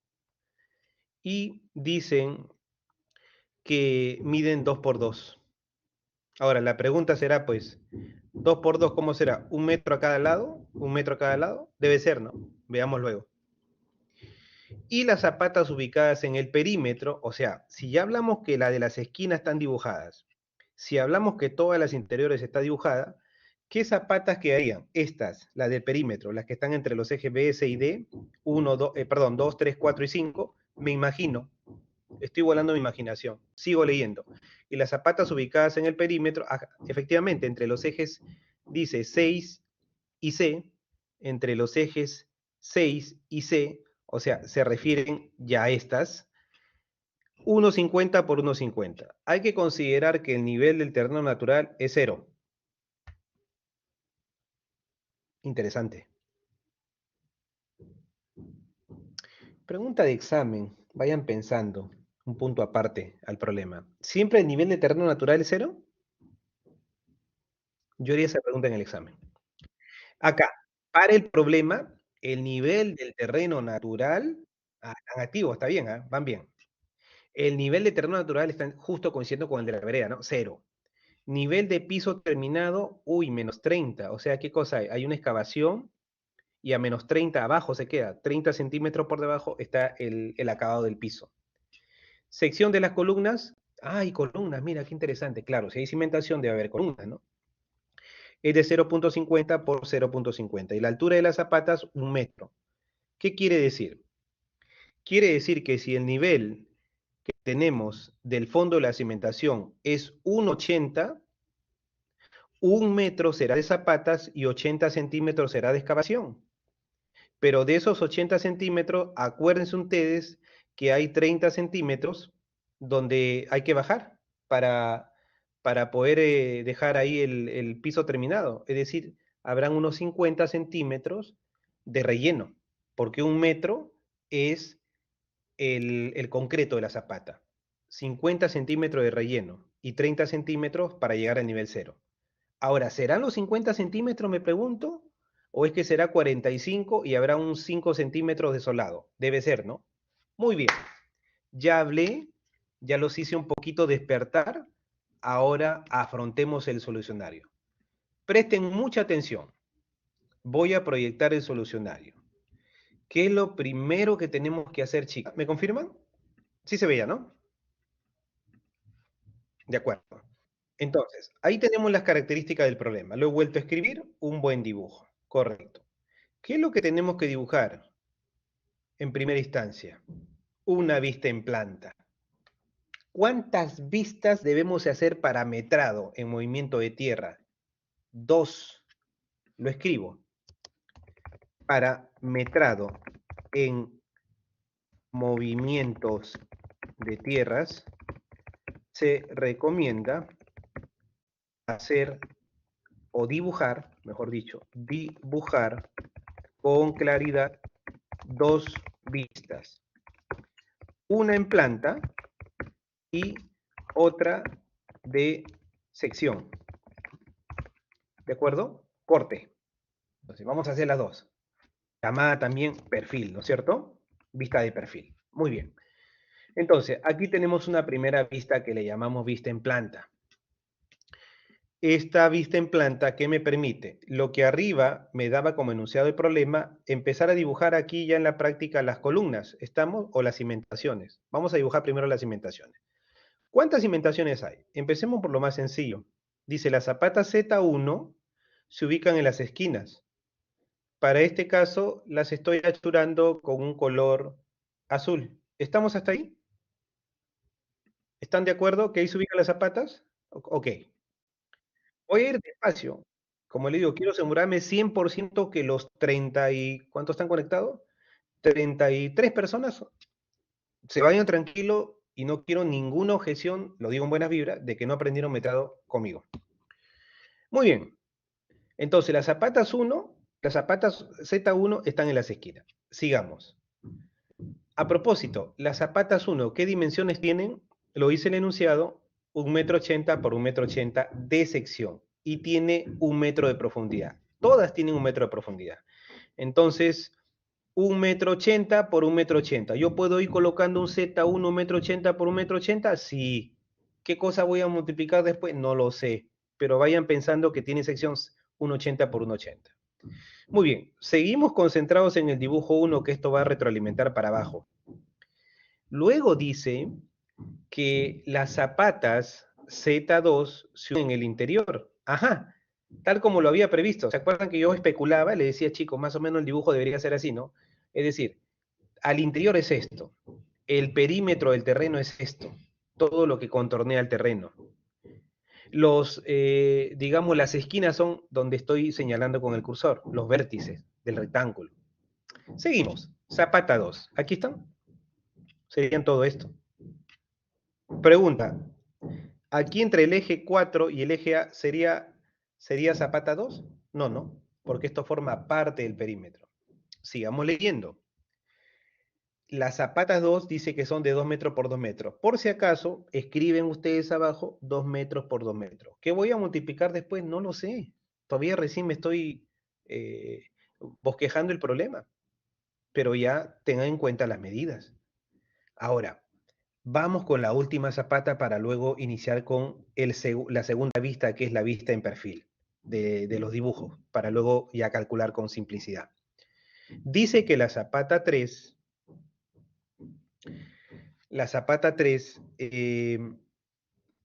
están ubicadas en el perímetro, ¿no? Y estas zapatas serían estas, ¿no? En el perímetro. ¿Por qué no acá? Porque ya cité la 1. ¿Por qué no adentro? Porque ya cité la 2. Entonces dibujo la zapata 3 en el resto del perímetro. ¿Cuánto miden las zapatas 3? 1,50 por 1,50. Ya está. ¿Qué más voy a multiplicar luego con qué? No lo sé. Solo me estoy ordenando, luego de haber hecho un primer dibujo vista en planta, debidamente ubicado las zapatas. ¿Hasta ahí alguien tiene alguna pregunta? ¿Todo claro? Muy bien. El siguiente reto que uno tiene para resolver un problema de movimiento de tierra es el bendito perfil. Y lo digo bendito así con signo de admiración porque cuando yo era estudiante, seguramente muchos de ustedes van a coincidir, uno no ve con claridad los niveles. Uno no sabe hasta dónde es tierra, hasta dónde es concreto. Entonces, el buen dibujo te va a ayudar. Mire, por aquí hice un dibujito. La vista en perfil. El nivel del terreno natural, ¿cuánto es? 0, ¿no es cierto? Eso dice el enunciado, 0. Ahora, hay un nivel de piso terminado, menos 30. ¿Qué tengo que hacer? ¿Subir o bajar? ¿Subo o bajo el nivel? Bajo. Pero si en la dinámica que te voy a pasar ahorita a través de Valeria, yo digo más 10 o más 30, ¿subo o bajo? Subo. Sé que es algo obvio, pero no para los 33 que están conectados, porque después en eso fallan cuando yo corrijo el examen. Entonces, si es menos, bajo. Si es más, subo. Si es 0, ni subo ni bajo. Muy bien. Entonces, bajo menos 30. A propósito, les decía, ¿no? Si en metrados no te lo dicen expresamente, pero te hablan de un nivel de piso terminado, se entiende que existe algo abajo. Y en este caso en particular no me están dando características de mayólicas, de cerámicas, no, solamente me están hablando de que hay un nivel de piso terminado. Por lo tanto, debe ser respetuoso de esta nomenclatura. Piso terminado significa que debajo debería haber un falso piso. Si yo en el examen cruelmente te digo, y el espesor del falso piso es 10 centímetros, pues eso tendrás que considerar, 10 centímetros. En este caso en particular, el enunciado no lo dice. Por lo tanto, ¿cuál es el espesor del falso piso tradicional? 5 centímetros. Sigo haciendo mi dibujo. ¿Qué debería hacer? ¿Bajo 5 centímetros o subo 5 centímetros? ¿Quién me ayuda? ¿Bajo o subo? A partir del nivel de piso terminado. Estoy acá. ¿Qué hago para graficar el falso piso? ¿Bajo o subo? Bajo. Muy bien. Entonces, al bajar 5 centímetros, tengo el NFP, falso piso. ¿Estamos todos hasta ahí? Ahora, pregunta. ¿Cuánto es la profundidad de la cimentación? ¿Qué dice NFZ o NFC? Cualquiera de los dos es lo mismo. Nivel de fondo de zapato o nivel de fondo de cimentación. 1,80, ¿no es cierto? Muy bien. Repito, Arturo, no siempre baje 5. Acabo de explicar que el enunciado, exacto, ya completaste felizmente, ¿no? Si el enunciado te dice lo contrario, tú bajas lo que te dice el enunciado. Si es 10, si es 12, si es 15, como lo he considerado, o como lo puedo considerar, perdón, en un examen, tú respeta eso, ¿no? Bajas 10, bajas 15. Entonces, en este caso no, baja 5 nada más. Muy bien. Ahora, si la profundidad es 1,80, pregunta del millón, ¿cuánto es la altura de la cimentación? ¿Cuánto es la altura de la zapata? 1 metro, ¿no es cierto? Entonces, ¿qué debo hacer? Si acá estoy en 1,80, subo 1 metro. ¿Cuál sería mi cota? 80. ¿Me entendieron? 80 centímetros. Muy bien. Entonces, ya tengo nivel del terreno natural graficado. Tengo nivel de piso terminado. Tengo nivel de falso piso. Tengo el nivel superior de la cimentación. Tengo el nivel de fondo de la cimentación. Problema resuelto. Ahora empezamos los cálculos. ¿Hasta ahí todo me entendieron el segundo gráfico que les he mostrado sobre el perfil? Sobre los niveles, cómo se dibuja. ¿Todos me entendieron, por favor? Confírmenme. El problema está resuelto si todos entendieron ahí, ¿eh? El resto es papaya, porque ustedes lo que mejor saben hacer es calcular. Por eso están en ingeniería. Muy bien, empezamos. ¿Qué me pide calcular? Volumen de excavación, volumen de relleno y volumen de eliminado. Volumen de excavación. Largo por ancho por altura, por hablar o por simplificar el concepto de lo que es el metrado, para una geometría conocida. Simple. Ahí no hay factor de desperdicio. Ahí no hay, digamos, sobrediseño. Ojo con ese punto. Construcción 1. Ustedes están en construcción 1. Empezamos los cálculos. Entonces, voy a determinar el volumen de excavación de estas zapatas. Voy a empezar con la 1. Luego seguiré con la 2 y luego con las 3. Zapata 1. ¿Se acuerdan que le dije, vayamos anotando las dimensiones de la zapata? Acá están, ¿no? ¿Cuál es la sección? ¿Cuál es su largo por ancho?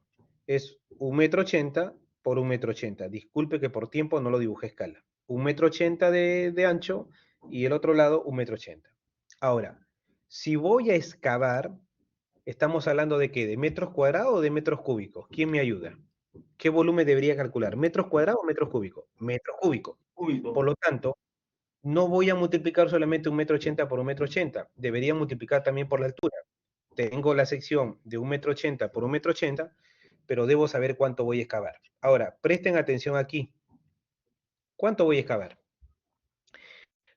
Cojo esta vista y lo que voy a excavar es, ¿cuánto es la altura total? Es 1,80 m. Yo puedo considerar el 1,80 m, pero después voy a tener que, ¿cómo se llama? Rellenar acá. Entonces, lo que yo recomiendo es hacerlo por partes. Hablemos de la zapata. ¿La zapata hasta dónde va? La zapata va hasta acá, hasta antes del nivel del falso piso, ¿no es cierto? Entonces, perdón, la zapata va hasta acá, hasta el nivel del piso terminado. Todo esto tenemos que excavar. Entonces, si yo tengo que la altura total es 1,80 m y tengo que esta parte es 30, ¿cuánto me queda? 1,50 m. Pero como voy a hablar solamente de la excavación de las zapatas, luego hablaré de las losas, entonces voy a bajar hasta acá, hasta donde compete las zapatas. Y esto sería 1,80 m menos 0,35 sería 1,45 m. Lo voy a poner en el chat. Entonces, altura de Z1, ¿cuánto es? 1,80 menos, según ese dibujo, menos, ¿cuánto? 0,35 metros. ¿Estamos? ¿Cuánto sería? 1,45 metros.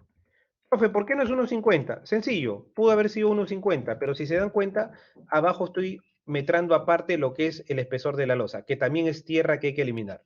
¿Estamos todos? ¿Todos estamos hasta ahí?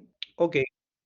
Entonces, repito, ¿cuánto es la altura de excavación? Es 1,80, que es el total, menos 1, menos este pedacito de acá, que sería 1,80 menos 0,35. Es lo mismo. 1,45. Ahí está. Repito, 1,80 menos 0,35, 1,45. ¿De acuerdo? Muy bien. Entonces, en lo que es zapata, estoy metrando toda la profundidad menos hasta dónde va a llegar el nivel del falso piso. ¿Por qué? Porque aparte lo voy a metrar en losa los 35 centímetros que debo de excavar. Acá están. Listo. Zapata 2, igual, 1,45, porque todas las zapatas están al mismo nivel. 1,45. No me dan cotas diferentes para la zapata 3, para la zapata 1, para la zapata 2. ¿Qué te están diciendo? Que las profundidades, ¿a cuánto están? 1,80.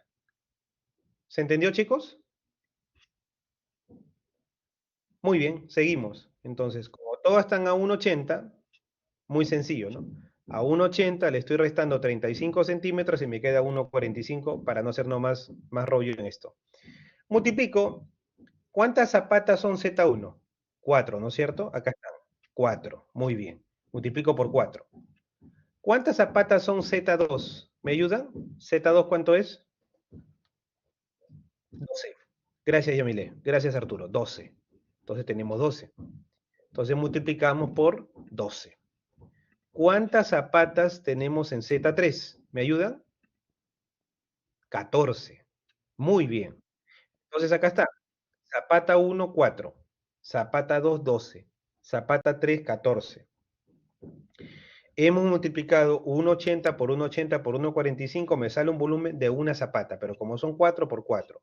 Acá 2 por 2 por 1,45, 5,8, pero como son 12, no lo multiplico por 12. Acá Z3, 1,5 por 1,5 por lo mismo 1,45, me sale 3,26. Como son 14 por 14.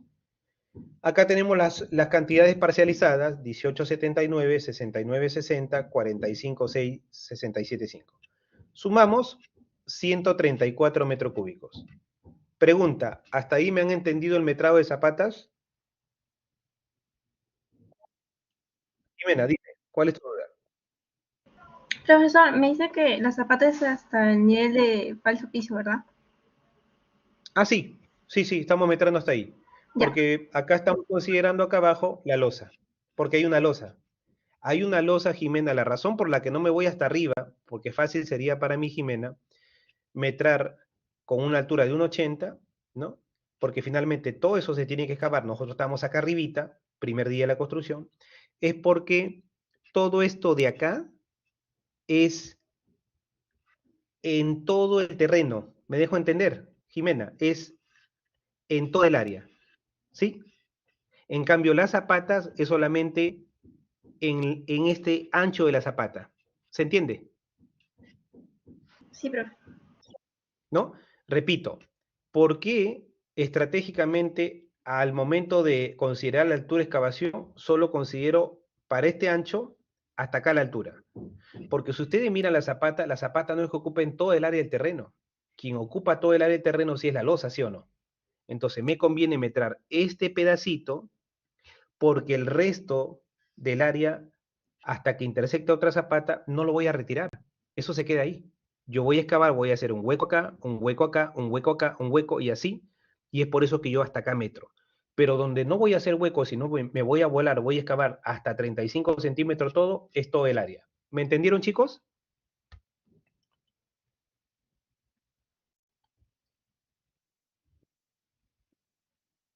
Listo. Vamos con la losa. ¿Cómo es la losa? Todo el área. Es 20 por 30. Ahí está. ¿Y cuánto es la profundidad? 35, porque acuérdense que 30 es donde va a quedar, pero los 5 de falso piso. ¿Me entendieron, chicos? 210 metros cúbicos. ¿Cuánto es el volumen de excavación? ¿Cuánto es? Sumamos. 210 más 134, 344. ¿Cuál es la respuesta al primer enunciado, volumen de excavación? 344.1, si quieren lo redondean, metros cúbicos. Pasamos ahora al relleno. Volumen de relleno. ¿Cuánto vamos a rellenar? Atentos. Vamos a rellenar lo siguiente. Las dimensiones de la zapata estamos que son las mismas, ¿no? 1,80 por 1,80, 2 por 2, 1,50 por 1,50. ¿Estamos? Muy bien. Pero ¿qué pasa? Miren esta vista en perfil. La pregunta es, cuando yo termine de vaciar el concreto acá de la cimentación, ¿qué voy a rellenar arriba? ¿Todo el ancho o todo el ancho menos el ancho de la columna? ¿Qué es lo que voy a rellenar? Debo rellenar todo el ancho menos el ancho de la columna. ¿Estamos? Debo rellenar todo el ancho, que es, ¿cuánto es? Dependiendo del tipo de zapata, en este caso 1,80, debo de rellenar 1,80 menos el ancho de la columna. ¿Cuánto es la columna? ¿Se acuerdan? Acá está, 50 por 50. Entonces, a la sección de 1,80 por 1,80, ¿qué le voy a restar? La sección de 50 por 50. ¿Me entienden hasta ahí?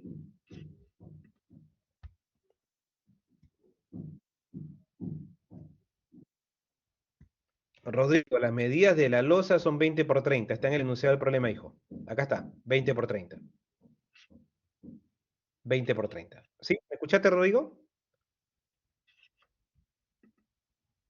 Ok, abrazo. Seguimos. Entonces, si yo hago una vista en planta, la columna estaría aquí pues chiquitita, dentro de la zapata. Entonces, ¿qué tengo que hacer para hallar el área neta? Resto el área de la zapata menos el área chiquitita de la columna. ¿Por qué? Porque no voy a rellenar todo, voy a rellenar esta parte nada más. Entonces resto el área total de la zapata menos el área de la columna. La pregunta, chicos, ¿qué voy a rellenar? Si yo he vaciado esto y esto va a quedar libre, porque acá está el nivel de piso terminado y esto es concreto. Pregunta, ¿qué relleno? Esto, ¿no es cierto? ¿Estamos? ¿Dónde está mi cursor? Esto es relleno. Muy bien. ¿Y cuánto es esta altura? Sencillo. Resten pues 80 menos 35, lo voy a escribir en el chat. Altura de relleno, ¿cuánto sale? 0,80 menos 0,35, sale 0,45. Ya para terminar, entonces acá es por 0,45 para cada caso. ¿Cuánto es la zapata 1 del volumen a rellenar? 1,34. Pero hay un detalle. ¿Cuántas zapatas son? 4. ¿Cuánto es para rellenar la zapata 2? 1,68. Pero hay un detalle. ¿Cuántas son? 12. Y la zapata 3, 0,9. Pero ¿cuántas son? 14. Acá están las cantidades parcializadas. Totalizo. me da 38.2 metros cúbicos. Vuelvo a preguntar, ¿hasta ahí todo me están entendiendo? Profesor, buenos días, disculpe, no entendí la parte de la resta de áreas. ¿Podría volver a explicar, por favor? Claro que sí. ¿Ves mi cursor? ¿Me confirmas? Sí, claro. Esta es una vista en perfil. Esta es la columna, hijo, y esta es la zapata. ¿Estamos de acuerdo? ¿Cuánto es el ancho de la zapata 1? ¿Me confirmas? Zapata 1, ¿cuánto es el ancho? 1,80 m. ¿Cuánto es el ancho de la columna?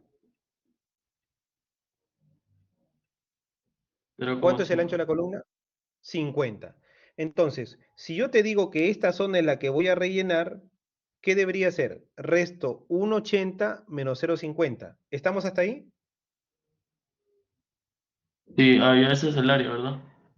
Es el área. No lo estoy restando en metros lineales, sino en área, porque también va para acá, pues. Es largo por ancho. ¿Ahora sí me entendiste?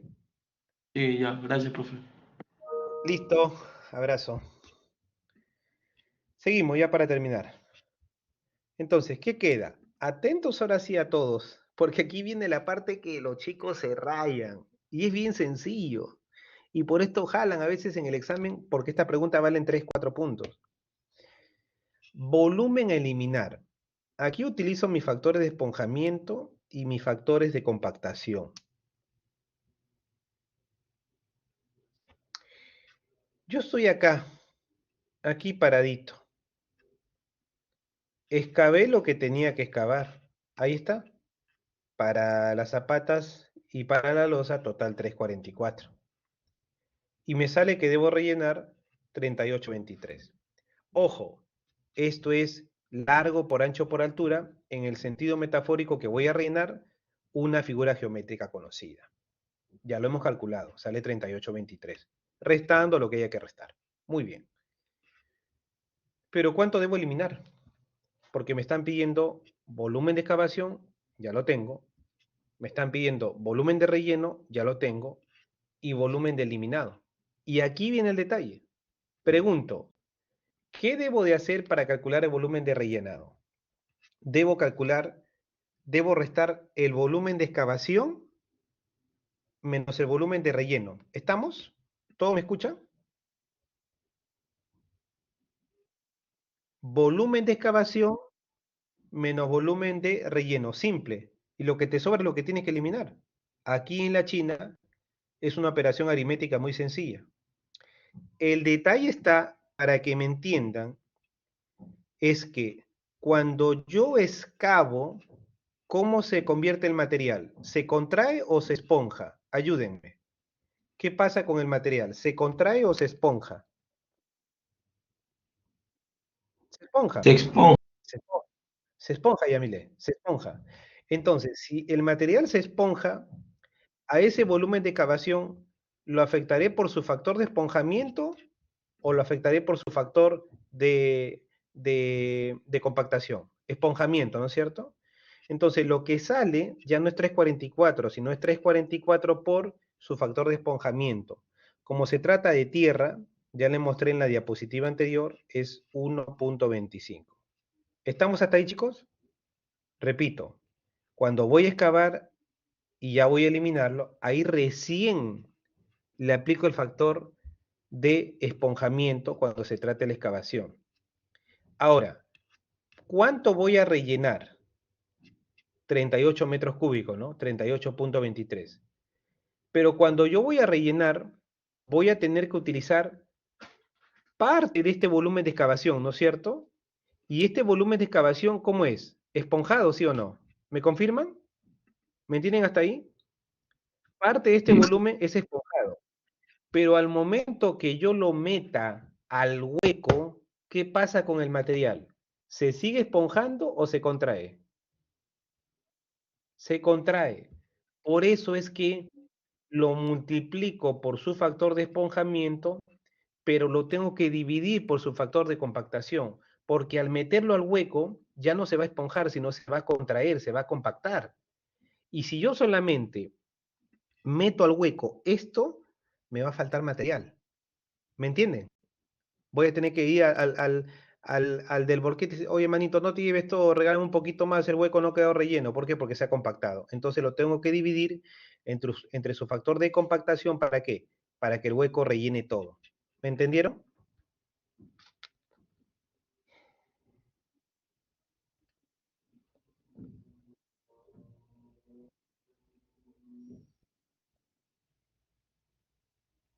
Listo. Servido, chicos. Me tomó casi 20 minutos explicándolo despacito, paso a paso. Profesor, ¿y ¿Qué voy a hacer? eso es metrados? ¿A qué te refieres con eso es metrados? No entendí la pregunta.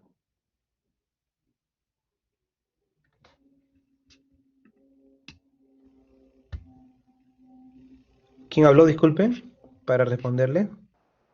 Yo, profesor Fernández, no que, o sea, ¿qué tema conlleva todo esto? O sea, No te entendí tu pregunta, hijo. Estamos en la clase de movimiento de tierras haciendo un ejercicio de metrado de movimiento de tierras. metrado, movimiento de tierra. Sí, que claro. Que quede claro. Gracias. Abrazo. Ok. ¿Más preguntas? ¿Quedó claro para todo entonces, chicos, no? Entonces, así se metra cuando vamos a, en la partida de movimiento de tierra, vamos a hacer pues trabajo de excavación, después vamos a rellenar zonas porque ya construí pues la cimentación, ¿no es cierto? Tengo que rellenar arriba, ¿no? Y acá también. Entonces, acá no, perdón, acá va la losa. Así se metra. Excavación, relleno y también hay que eliminar. Si yo te dijera que un volquete que carga 20 metros cúbicos cuesta 80 soles, y te digo, calculen el costo para eliminar el volumen que haya que retirar. ¿Qué tienes que hacer? Dividir 370 entre los 80 soles, ¿no? O perdón, entre el número de volquetes. Cada volquete carga 20 metros cúbicos. Entonces divido 370 entre 20 metros cúbicos que lleva un volquete son 18.5 volquetes, redondeo a 19. ¿Y cuánto cuesta cada volquete? 80 soles. ¿Cuánto es el costo total? 1520. ¿Qué te quiero decir? Que si te preguntara how much, cuánto cuesta ese trabajo, te tengo que dar datos del costo unitario por volquete. Y te tengo que decir cuánto carga cada volquete. ¿Me escuchan hasta ahí? De acuerdo. Si no hay preguntas,